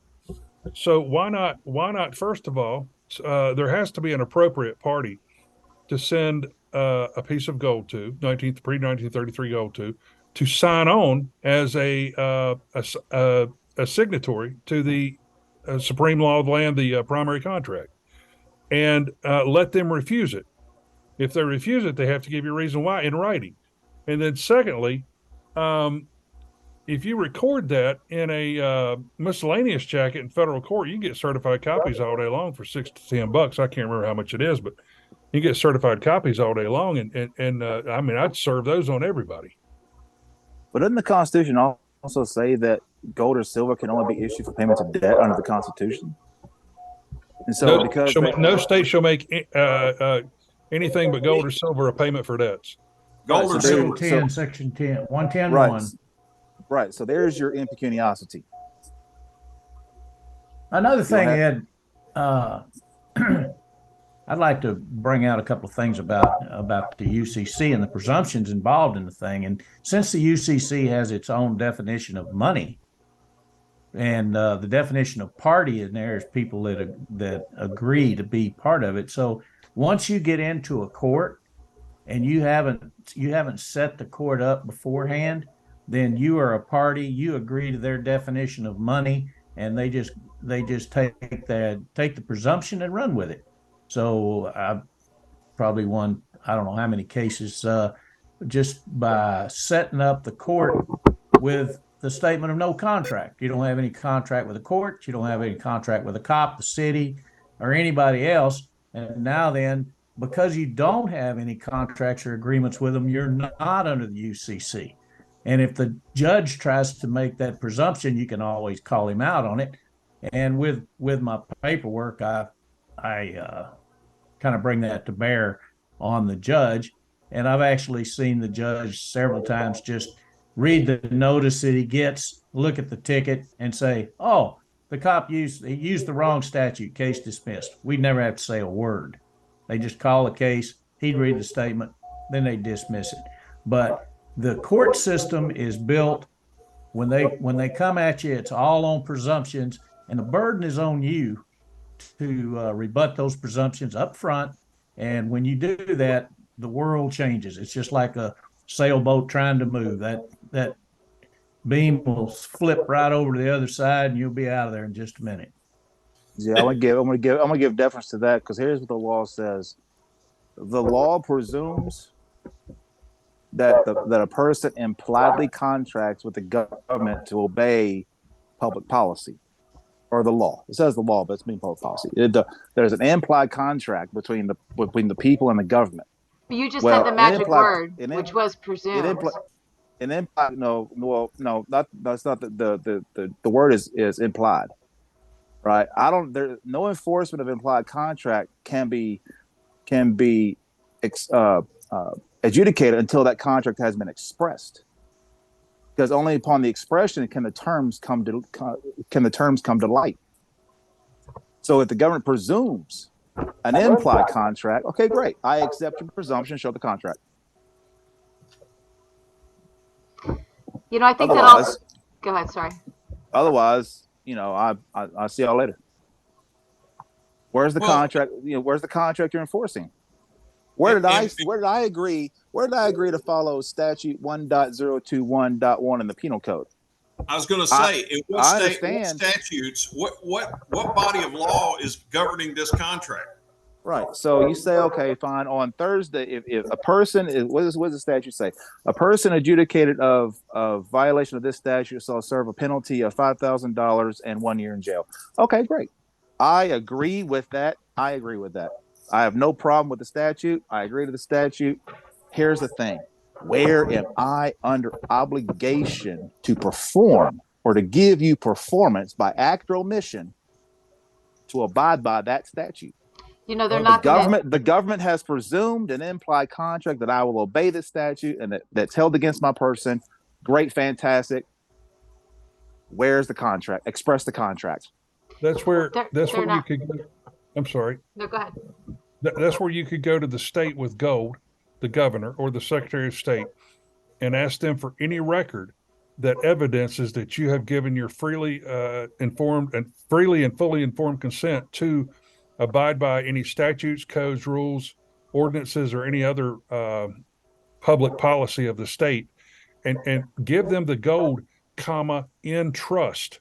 So that binds them to performance, and there are a whole lot of implications with that. I'm not going to get into all of them right here. No, I agree with that. I'm gonna go one further with you. So you could do this. So every time I contact the Secretary of State, when I contact the Secretary of State to look up an entity, like to make sure that they are either in the realm of de jure or de facto. What I mean by that is my firm is a de jure firm because my firm operates under a registration.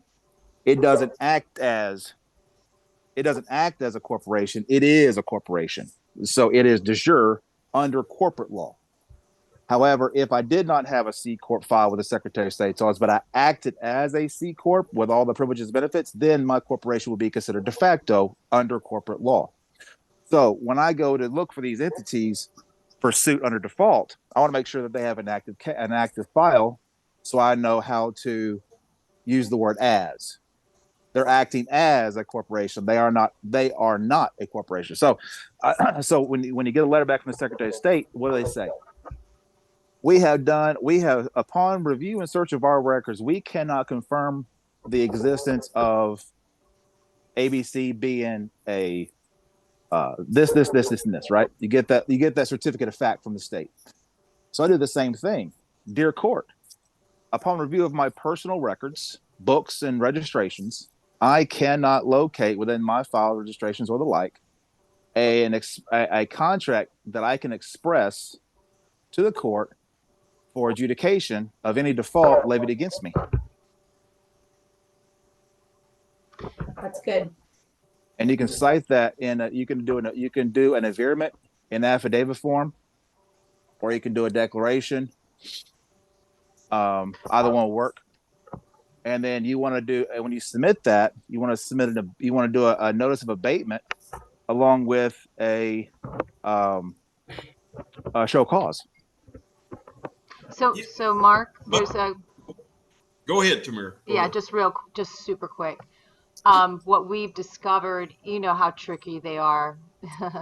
Our opponents are with contracting, and we've discovered that how they get us in the commercial realm is by the driver's license, right? Because that's when the corporate Congress can now send out their lackeys to push forward the statutes and codes on us because we are traveling in our registered office that we call our home, our residence, our business office. Only if. Wait. And that, let me finish. And that we are going interstate commerce. And so as a result of traveling the rivers of tar, we didn't realize we were signing up for that adhesion contract, which places us, now we don't have a meeting of the minds, we don't have a bona fide disclosure, we don't have those things, but we signed up anyways, and that's the way the ball has been rolling, is because of that contract right there has gotten us in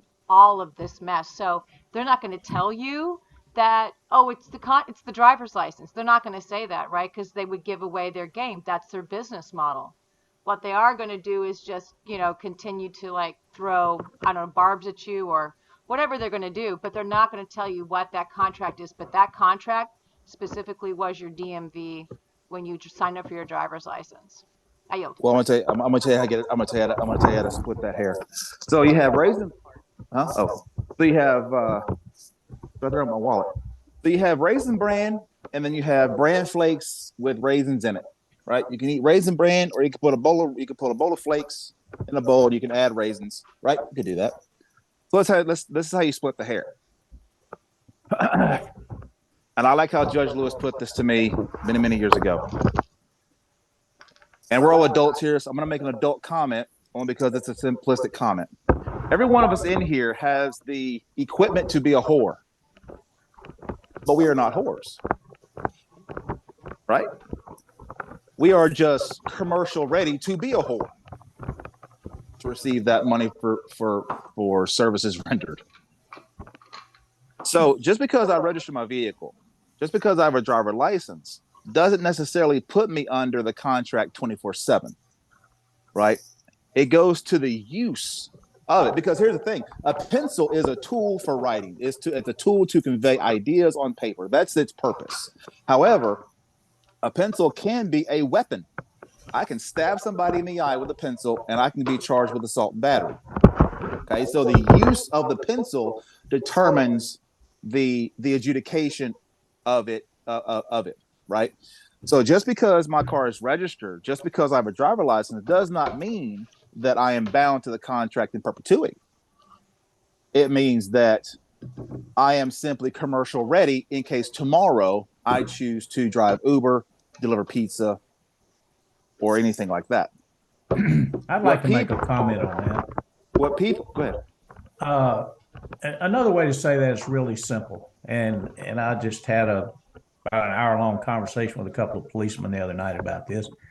Here's the thing: the police enforce a privilege, and what we like to do is we like to exercise a right. Now, having those documents that you're talking about, you're exactly right. You can have those documents. You can be driving a registered car with insurance and a driver's license as long as you're not trying to make money. However, you hang a Domino's pizza sign on top of it, now then you're under all the regulations.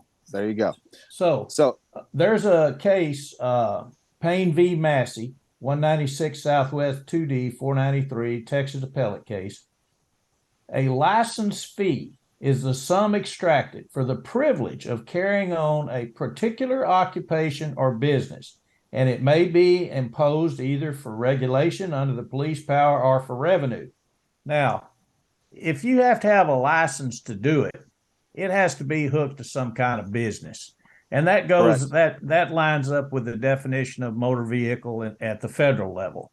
So basically, everybody has both the privilege to use the roads, and the privilege is making money, and they have the rights to use the roads. And the right is going to the store and getting bacon and eggs. So it's a real simple concept. And once the prosecutor is notified of his burden, when you realize that, I mean, Ed can share my paperwork with you on this traffic issue.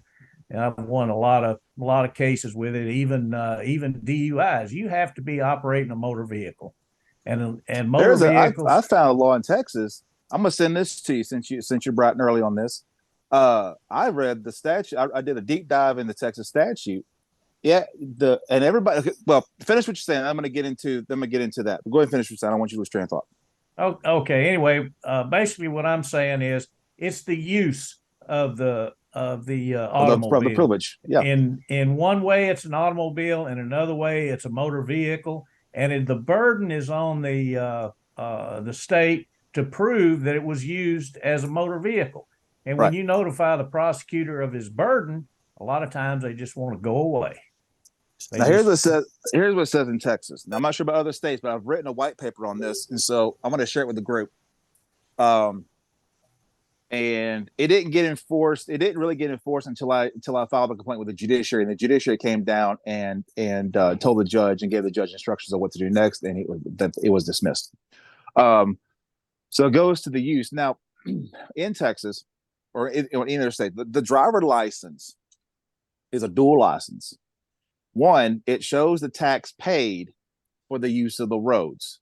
As long as I'm driving in Texas, I cannot be charged a toll fee because I've already paid the tax on the license to use that toll road for the benefit if I'm traveling intrastate. The toll road is only used for the burden of revenue for interstate for other states to come in and pay a subsidy tax to use the roads. They're licensed to use the roads and interstates in Louisiana or other sister states, but they're not like so say I have a license in Louisiana, I can use the toll roads in Louisiana. I can drive right by them. I've already paid the tax. The interstate, the taxes for the interstate. So if you come into Texas, that's why you have to pay an ancillary tax to use the toll road in Texas. So that's one use of the license. The other use of the people are making the wrong error. I have the right to travel. I have that right by the Northwest Ordinance. So when people, oh, I have the right to travel, they're making the wrong argument. Your Honor, and go back to what you said. I need the prosecutor. It goes to the cop. Officer, when you pulled me over, can you identify the use of my vehicle? Well, no. Well, when you asked me why, when you pulled me over, did you not ask me where I was going? Yeah. And what did I say? You said you were going to a friend's house. Okay, so I wasn't in commerce, traffic, or transportation. Well, I don't know. No, you do know, because I said I was going to my friend's house. My friend is not paying me to go to his house. I'm not making the delivery. There was no commerce, traffic, or transportation. So this case must be dismissed, Your Honor, for lack of standing. Well, the other thing too, in the Texas ticket, I'm sitting here looking at one. They actually have a spot where it say no commercial, yes or no. No com V is what it said exactly. I'll say no every time. Now here's what it says in the state. You have 3-day people using the 3-day rule the wrong way. And the reason it's not working is because they're in default of a monetary value of $5. Right? Or $50. It depends. So in the state of Texas, Penal Code 38.10, subsection E, lowercase e parentheses, it says that failure to appear and bail jumping is a Class C misdemeanor offense. Okay? Class C misdemeanor offenses in the state of Texas are a fine-only offense. The warrant is unlawful because the warrant does not act as a summons. You need to be summoned to court to answer as to why you did not appear. The warrant, that's why the warrant is capious, going back to what Ed said. That's why the warrant is capious. It's a voluntary warrant. But whenever you go, you can rescind, the ticket just secures your right to appear, right? So you go to the court and you can withdraw your appearance for good cause. The citation does not state, jurisdiction, venue. It lacks these elements, right? We can go over the elements at a later date, but it lacks these certain elements. Therefore, I withdraw my appearance, and I am paying. It says in the code that a $5 payment is to be received to the issuing entity of the ticket. And if there is a capious warrant issued for the failure to appear or bail or bond jumping under a Class C misdemeanor, you can resolve the warrant by paying a $50 fine. And they'll try to get you, well, in order for that to work, you've got to give a plea. No, I do not. If you want me to appear, you will withdraw this warrant, take my $50, and issue me a summons to appear the correct way.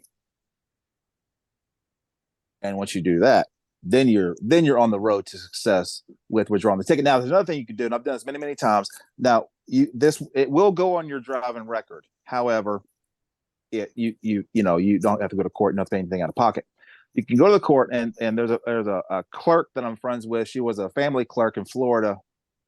She lives here in Tarrant County. I went to the court, and I said, listen, she doesn't speak English very well, but she does. But I said, she doesn't speak English well. Here's what we want to do. We want to bring forth all bonds for endorsement to satisfy the obligation before the court. Bring forth a cash bond in lieu of appearance. And they'll actually bring a cash bond out. You sign it, give it to the clerk, and your problems go away. Now, the only thing is it will be on your record. So you will get points on your driving record. But, you didn't pay anything out of pocket, and give it a few months, those points will be gone anyways. So, but I'll send you that. Ed, send me a reminder. I'll send my little notice to everybody that wants to read it. Can I get it too? I'd like Yeah. to. Yeah, so I did a whole workup on it, and I really tried to keep it judicious as best I could, but sometimes if it takes three sheets of paper, sometimes it just takes 3 sheets of fucking paper. So, but I get really deep into it. I get into Aziz v. State. I get into Gonzalez versus Walmart. I get into, the duties of the duty of the officer, right? Things of that nature. So, anyway, sorry about that. Go ahead. Sorry. One of the things that I'm going to try to do is we're working on it right now. Probably come out here in the next couple of weeks. We're gonna go for a suppression hearing. I did a little investigating in them, and you can suppress just about any kind of evidence, statements, documents, anything else. Well, we're going to go to suppress the ticket. And the reason for that is the ticket has errors on it. It claims everything's a motor vehicle, and it goes down the commercial rat hole. And so what we're going to try to do is turn that around in a suppression hearing. So that should be kind of interesting. I yield. Go ahead, Tamir. I think you wanted to follow up, didn't you?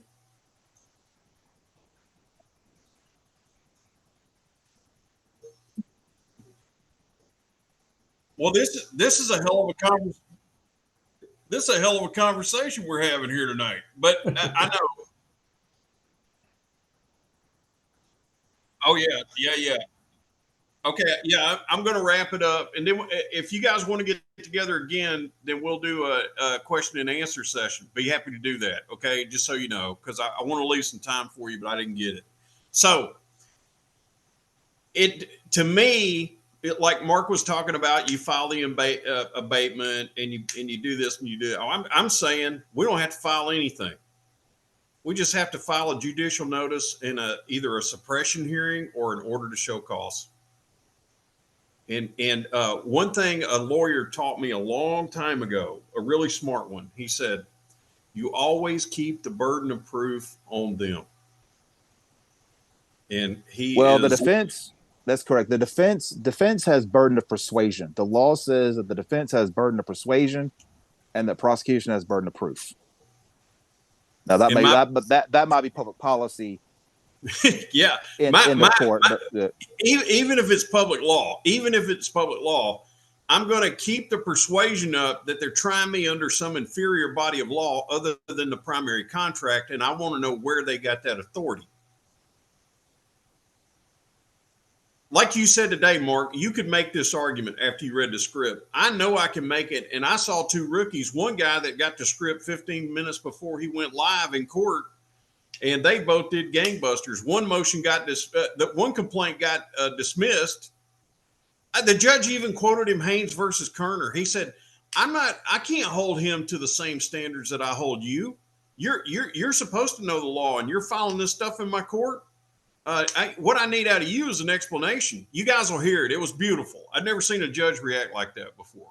But on Johnny's case, when Johnny went in, the judge said, this is what the judge told Johnny.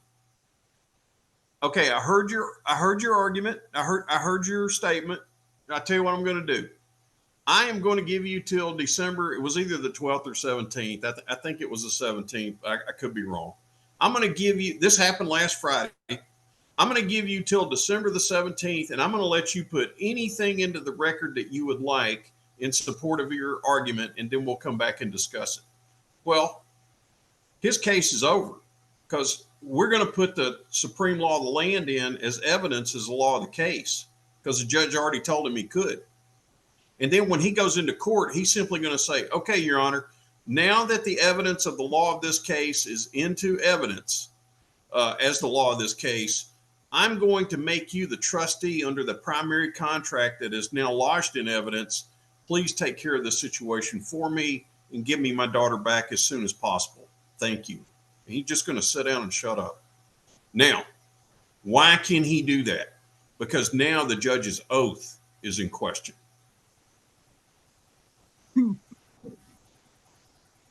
They can't force him into a contract. Sorry. They can't do anything. I mean, the judge is either going to abide by her oath or his oath, or they're not.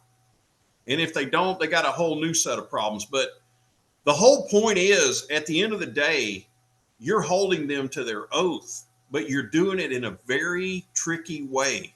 You're coming at them with the conflict of law. And when you guys read this 20-page report that I got that I'm highlighting right now, when you read this, you're going to see that the person that wrote this even said that even back in 1930, that no lawyer understood the doctrine of the conflict of law. He said, you're not going to find them high-fiving each other and taking side classes trying to learn about the conflict of law, because to lawyers, to attorneys, it's a given what the choice of law is. What gave them the right to make the choice of law and make it public policy instead of public law? Where did we get off the track here, folks? Now, does everybody understand? I know everybody that's listening, especially my clients, are going to look up and do a deep dive into the law merchant. Mm-hmm. But see, it's in every state. So now you got a whole new set of questions. If they try to give you a hard time, you just say, what gave you the authority to put private international law into my de jure state? Where did you get that authority? And where did I consent? Go ahead, Walt. And where did I consent? Oh, yeah, okay, yeah, that's Jay. Yeah, and where did I consent? But where did anybody consent to that? I mean, where did it come from? We're the freest nation in America, or so we make people think we are. Why are you putting private international law into the state's public policy, which is, are you saying that the will of the government is private international law instead of the supreme law of the land? Because if you are, I got some things I want to discuss with you about your oath of office. It's a motion. I'm sorry, real fast. Motion in limine. Who was talking about the suppression? John. So you want to do what's called also a motion in limine? Right. I don't know if you knew what that was or not. So yeah, he definitely knows what that is. Listen, okay. John is a warrior. The first time we met, we got into a discussion on a group much like this, and John and I went for about 4 hours, just us, and everybody ended up listening to what we were talking about. It was great. It was great. But John and I have been friends ever since. He's good people. Everybody in here, in my estimation, is good people. Except for you, Mark, you're suspect at best. I like how Ed said, "Hey man, Ed, you call up Ed and say, hey man, what's going on?" He goes, "Just you, buddy. What's going on?" Makes you feel important. Makes you feel like you're the center of attention. I like it. Yeah. Everything stops when E.F. Hutton calls me over in Texas. Everything stops. I got to listen. So anyway, what I'm trying to say is, Sheila, I know that there are things that you don't like. And listen, there are I thought about this the other day. I had a conversation with Suzanne and Robert, and they were telling me about this, the issue that they're going through, which happened some time ago, but there's another issue that involves a trust, a private trust. And so the question came down to, what does he want to do? Because he didn't create the trust.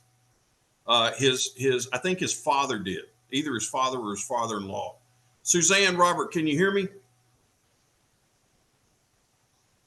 Are you there? All right. Well, I guess. Yeah. Okay. I'm gonna interject because I have to go too. But this conversation tonight, and I wanted to just say that I'm so grateful for each and every one of you, because when the call went out, you all answered, so I really appreciate that. But I am really more secure in what I've already done, and we did a document where we exited the territorial government and entered into and upon this union of states, and actually tendered to the Treasury for the admittance of a new state, and sent them, silver and coins and money order and dollar bills, and they cashed my money order and they kept it. And so I feel like, the things that we're talking about here, which I definitely understand, but the international government or the territorial government with all these codes and statutes, as far as I'm concerned, they don't apply to me anymore. And I've, had the blessing of having, filed all of that into a federal docket. And so it's did they take it? They cashed it, right? Did they take it? Yeah. Yeah. All right, then okay, but there's an error in their accounting. So here's how you cure the error to close I'm that. right in the middle of, I'm sorry. I'm just sharing. So anyway, I'm super grateful for this conversation. And I also did the Office of the Executrix over the estate, and I published that in the newspaper, and that's also on my docket. And so, they don't have in personam jurisdiction over that name in anything. So, I'm super grateful because a lot of things that I've done, this all aligns and just makes me feel like I'm definitely on the right path. So, happy about all that. And, I get it, right? We got infiltrated, the territories took over the de jure states, and we're getting our way back out of them. So that's what we're going to do. God says in the last days that the people will use their own laws against them. I'm trying to tell you guys, I think this is the Achilles heel of their whole corporate system. Yeah. They cannot argue a conflict of law, especially if you bring it. I totally agree. And, right now with this petition and for review in the Supreme Court, this is on a foreclosure with de facto parties that have no standing or right. They just filed my entire bankruptcy docket into the case, and everything that I have that's on my side is in that docket. So they requested judicial notice of the fact that they don't have jurisdiction over me. So thank you. If you send an instrument to well, there's two types of ways to give an instrument, right? On the private side, like a bill of exchange. There's two ways to do it under two sets of doctrines of accounting: set off and discharge. Right. In the public, we are using the discharge. Every time I give a $5 to somebody for a service, that's a discharge. They absolved me of any further obligation. I gave them a bill for a bill. Under the rules of set off or similar, but you want to put it off to a future date. So anytime you give an instrument, a private instrument, right, there's still accounting that needs to be accounted for in your books. So when you give that payable to them, and they cash it, but they haven't returned it to you, and they're not doing something right with it, you write them and say, listen, I submitted an instrument to you for satisfaction of an obligation. You still owe me a receivable. Can you please send me a receipt so I can close my books? I got you. Because without them sending, they didn't return anything. I sent them, probably $50 or whatever worth of stamps, coins, dollar bills, silver coin, and a $10 money order for my admittance, my family's admittance into this state of union. So anyway, I just, it makes me feel good because I think, those are all right things now. So I appreciate that because of, whatever crazy path. I also tendered $1 to the bankruptcy court, and they did send me a receipt for that. So I think I made the entire estate whole at that point too. So. Because they did that. That transaction has been cashiered. Yep. It's closed. There's no other negotiations. It's all Yep. So if they don't do it, or if they choose not to honor it, then you have an open. Then they have an open receivables on their books, and that needs to be satisfied because they owe you a performance, and you can foreclose on that performance. Well, as a breach of contract. The performance that I was requesting was exiting the territorial government and entering into and upon this union within the Constitution of the admittance of a new state. My new state is that I am private prerogative de jure union national, not a territorial 14th Amendment citizen.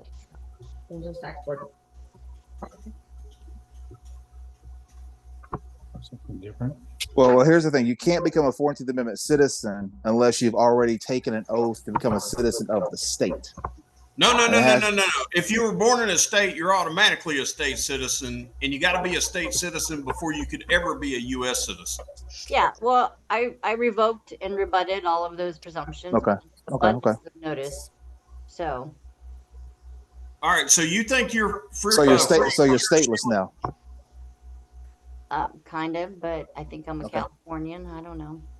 That's your nationality. You're stateless. Stateless is an option under Wells Fargo's drop down for nationality. Oh yeah, by the way, yeah. if you go to Wells Fargo, what was it?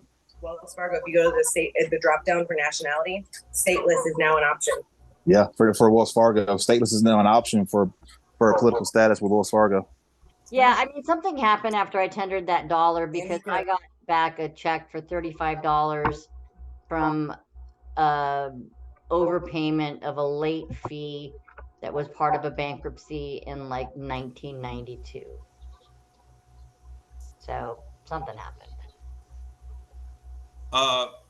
Tamara, I've got several experts asking me, are we going to send out the recording? Yes, What's your the answer answer to is that? yes. Okay. I'll All right. throw it up in Sync and send the link, or Mega. Okay. And then Walt wants Mark's contact info. Are you good with that, Mark? Walter? Mark? All right. Yeah, I am. Yeah, it's 903-720-3048. I got it. I'll send it to you, Walt. I just want to make sure you're good. That's right. Yeah. And now, Mark, there is another group I'm working with that probably would love to talk to you with your experience. I'm working with a number of foreclosure cases, especially one up in New York, and I'm working with a gentleman up there for a while. You know him, Gene. Ed, you know what I'm talking about. Yeah. So, Mark, if you're interested in that, maybe I could introduce you to some of the people in my group as well. So I have some really exciting things happening here. That's fine. All right. Okay. The only thing I wanted to do while John is here and Tamara is here is I really wanted to talk to Robert. Is Robert out there? Yeah, Robert's right here. Robert, can you hear me, buddy? Yeah, he can hear you. Go ahead and ask him. Okay. So, Robert, what do you you realize what we're talking about tonight could deal with the aspects of that trust, whether whatever your will is. Okay. You realize that, right? Yeah, I haven't been able to learn enough yet to be able to, wield the informational sword, so to speak. Okay. What would you like to see happen? Because I've got John here and I've got a couple of other guys here, and I asked them specifically to come on because you guys told me about the issue. What would you like to see happen with that will? If you lived in a perfect world, what do you want to happen? Well, I don't really know what the grantor, my father, or the trustee, my middle sister, I really don't know what their true mental intent is. I think they have the best of intentions to take care of me and look out for me and be well for me, but at the same time, they're both very selfish and probably more concerned with their own well-being or what their own interests are. Okay. How far they Well, then go. you would need to appoint what's called a trust protector, and that's someone outside There was to no keep the. trust protector. There was no trust protector. Yeah, you need a trust protector. Trust protectors keep the trustees in line, and if you're dealing with an estate situation, like you're trying to create an estate, like an estate planning. I have my estate plan that I get into. My estate planning is very specific, very meticulous. There's no wiggle room with the estate plan. It's got it includes the will, it includes the trust, it includes a medical directive, power of attorney, rules of how the agency is to be run. By agency, I mean the power of attorney agency, the power of appointment agency. I'll send it over to you. One problem that Robert has, though, Mark, is that he can't get a copy of this trust from the trustee. Can I further on that? If I did ask for one, I might be frustrating or angering my sister, the trustee. Well, tell him what happened. There's a lot. Well, is it a blind trust? No, this is a trust that was created. So what happened was Robert was arrested, and during the incarceration period, asked his mother to take over the payments on his home, and after she started doing that, she then passed away. And his father then took it upon himself to move the home into A a revocable revocable trust. trust. And Okay. And then my sister, the trustee, working on my mother's behalf for her trust that she was beginning to execute, put my house in her name. as trustee, his father appointed his sister as trustee, so she's on the deed as trustee now. And he's trying to then say there was no intent on Robert's part to ever give up the possession of his home. His sister is saying, well, you can buy it back at full market value upon the death of the father. Well, you can't take an individual's property, even if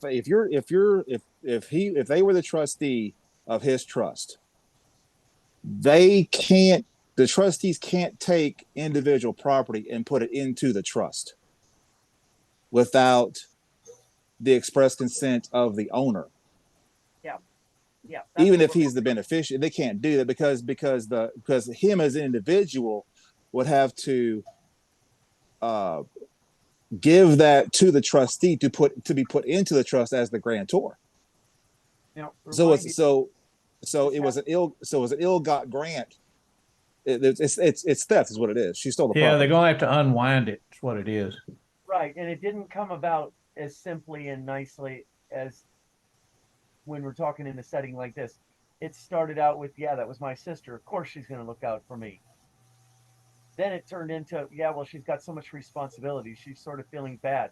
Mom putting her into the trust as trustee has sort of separated her from the family. Then she was like, I'm goddamn tired of this and I don't want to hear from you anymore about it. I'm doing all this work. You following me? It goes down the road and things get muddier. There was a thing about how now I'm just a tenant in this, but I have all the responsibilities of taking care of the home. And then it now That's not true. If you open up communications to your sister, hey, listen, as trustee of this trust and as proprietor or custodian of the property, I demand that you need to pay these bills. Right. Otherwise, I'm gonna have to take you to court. Right. Now, if I piss her off, I stand to lose $8 million. So, I mean, I'm not going to really jump into this without knowing what the hell I'm doing. She's got big attorneys. They're way ahead of me. And if I stir this nest, I better get ready to get stung because it is going to happen. I honestly though, I would suggest you talk to Judge Lewis. Yes, to Lewis, the unicorn judge, right? You're talking about. Yeah. Okay. What I'm going to do is I'm going to try to connect them, and maybe we could do a separate call, because that's not really the subject matter of tonight. But what I was curious about, Robert, is if something were to happen to you, would they then try to make Suzanne pay some big bill? No, Suzanne has nothing to do with anything when it comes to this. Okay. She's not financially responsible. She's not married into it. There's no domestic, what do you call that? Domestic partnership. There's nothing there. Now, if I died, it was my mom's original intent, who was the one that gave me the money to buy the home. It was her intent to have me own the home outright and total, period. That's it. And when I died, that was money when the home was to be passed on to my direct heirs, either my children or the inner family's children or my sisters, not to Susan. So Susan might just get booted. That's the problem. And that's an issue for me. I've lived here for 20 years. I do have some anchors out that would stop it up before she could even live a lifetime. And I also have other funds that I can help that would pay that off to where there's not a problem with it. But I don't want to get into that. It's supposed to be my house. I'm supposed to just make this decision. Well, we agree with you on that. That's why I've got these guys on the call. That's one of the reasons that I wanted them here, so that they could understand.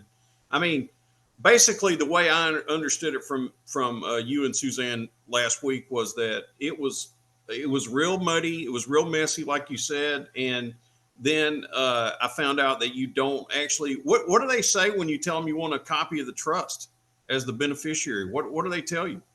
Well, and by the way, to begin with here, guys, I hope you realize how much I appreciate this. And I don't mean to be naysaying or setting you up to knock you down. I'm just this is what I've been faced with, and it's just blown my mind. It's muddy on Yeah. my side, but they're all attorneyed up, and it's not muddy on their side. When I ask for something like A copy of the trust. copy of the trust, or even for financial whatever, an accounting. an accounting, this and that. My sister is a CPA from Berkeley. So what, and I've taken accounting in 3 different universities. I got an A 2 times and I withdraw it another. So yes, I understand. I understand this. What I understand is that reports suck. Accounting reports suck. The entire books in total show the entire picture. They're hiding the picture through reports. And What so did they say? What's what state are you in? California. Okay. And they give me this and they give me that, but I don't know if that's the whole thing or not. And then I find out it's not, but it's part of this. And I mean, they're keeping me chasing my tail and blocking and getting hit. And it's like 30 invisible samurais just kicking the crud out of me. So By the way, the reason I like Robert was in the Army, and Robert is a patriot through and through. And basically, he feels the same way that the other clients that I have feel, where they're being kicked in the teeth and they want to know why this country's doing this to them. But I admire you, buddy. You know I do. Okay, so since this is being recorded, I'm just going to read this and then go back to the recording. In California, the law generally allows beneficiaries the right to access a copy of the trust indenture according to California Probate Code Section 16061.7. Trustee is required to provide a true and complete copy of the terms of the trust to any beneficiary and to any heir or devisee or heir at law if so requested. The disclosure requirements are also in line with the restatement of trust, 3rd edition, section 82, which advocates for beneficiary access to trust-related information, complete trust-related information that is necessary to protect their own interest. I don't have Case that. law. And she's become adversarial. She won't talk to me. What I've noticed though is having. Well, let me go on for the recording, then I'll answer that. Case law in California supports this statutory requirement in Portico Management Group LLC versus Harrison, Volume 202, California Appellate 464, 2011. The court understood the importance of transparency between trustees and beneficiaries, indicating that beneficiaries, as the true owner of the assets, are generally entitled to inspect trust documents. Oh man! So Yeah, talking to your sister, if she's confrontational or something like that, might not be a good idea. It might be a better idea just to bring that body of law he was just reading there to the attention of the attorneys. And, then at that point, they have a duty to you as a beneficiary to turn that information over to you in its totality. all right, so politely get her attorneys to start doing what I need instead of working for her. She's taking it out of the trust anyway. I might as well get some benefit from them. And Robert has requested full copy of this trust several times. The response has always been, well, we already sent it to you. You have it. And there were amendments. Upon application to the court, a beneficiary under California Code Section 15642 can request the removal of the trustee for certain breaches of trust, unfitness, and unwillingness to cooperate or to administer the trust assets effectively, or when removal is requested by all beneficiaries if it serves the best interest of the trust as a whole and is consistent with the trust purposes. This is under, furthermore, the Restatement of Trust, 3rd edition, also acknowledges that a court may remove a trustee if the conduct of the trustee is detrimental to the beneficiary's interest in the property.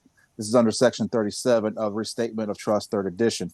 California case laws such as Estate of Gillmaker, 57, Volume 57, California Appellate, 3rd edition, 113, 1976, states that elucidates circumstances under which removal may be warranted, such as failure to account, mismanagement of assets, conflict of interest, or mismanagement. Yes.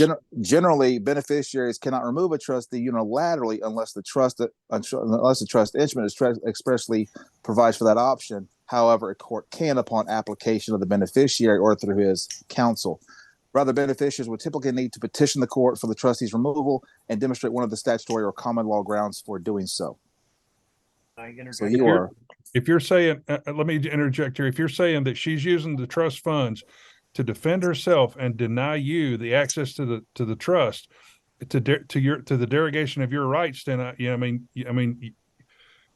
have a clear path forward. You just don't know exactly what it is yet. So I mean, well, Lewis would know, but here's the thing: a trustee cannot use trust funds to adversarially attack the beneficiary when the beneficiary is the true owner of the assets to which they have custody over. All right, now, guys, we're about 6 layers more complicated than what you just said was complicated to me, and I have read these things. I've heard this and I understand what you're saying. Yeah. And I agree with all that. What's going on here though is my dad's the conductor of the setting up of all these attorneys to begin with and to beginning all the trusts. My sister, she's her own adversary and she's more interested in maybe watching out for me, but he was the original grantor. They both have different intents on how to protect me, but they're both fighting each other, and either one of them could make me lose everything. And my sister, I can't talk to. My dad, if I talk to him about the trust, he gets angry. They're both being objectionable. Is the trust revocable? Some of the trusts are, and some of them are not. There are many trusts involved in this. There's an exemption trust. There's a marital trust. There's a survivor's trust. Okay, so those are called micro trusts or sub trusts. Those operate under the law of family within the primary trust. So so here's what you can do as a beneficiary, is you can request the court to dissolve the trust and to have the court grant back over to you all your property, or grant the property over to another trust resided over another trustee. Okay. You can do that. All right. So my dad is a pretty savvy business guy, and there are some vintage. Well, what you would first do is you would have the court upon application when you submit this is to have the court take custody of the res, so that so not as to destroy the property. Right, but here's the problem is that there's not a lot of honesty and honor going on here, guys. First of all, we know the state is more than willing to screw anyone, everyone, and all the time. Second of all, in knowing that, you defend yourself any way you can, which means you start getting dirty too. So there's all sorts of insurance garbage going on underneath this. And oh, my vintage 41 Ford completely restored vehicle collection is only worth, $10,000 a car. I don't know, something like that. And that goes into insurance and paying taxation and writing off under trusts and corporations. And so we uncover this, and the judge is more than willing to step up and help, only to find out that there's all sorts of conspiracy. The judge comes in and takes back all of that in order to pay back the state for all the lying and crap. I still end up with nothing. So I'm playing a dirty game here because I don't have a choice, just to protect my house that was honest and clean to begin with on my end. I had no knowledge of it all. Are you getting what I'm saying? This gets dirty.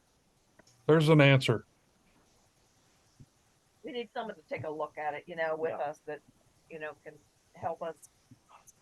I don't know. It's so convoluted. I can't even begin to tell you. And then, what's all the money worth, to ruin the relationship with my family? It's already ruined. I mean, they've asked for it to be that way, but I kind of don't have to play into the game. I can turn the other cheek, so to speak, Can you?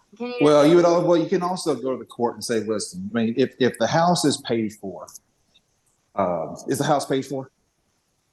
Yes. I think it's pretty well paid for. Yep. I mean, do okay. So not to get convoluted. So not to get convoluted in vernacular, the house is paid off. You have title to the property. There's no like loan or lease against it. No, there's no mortgage on it. No, they.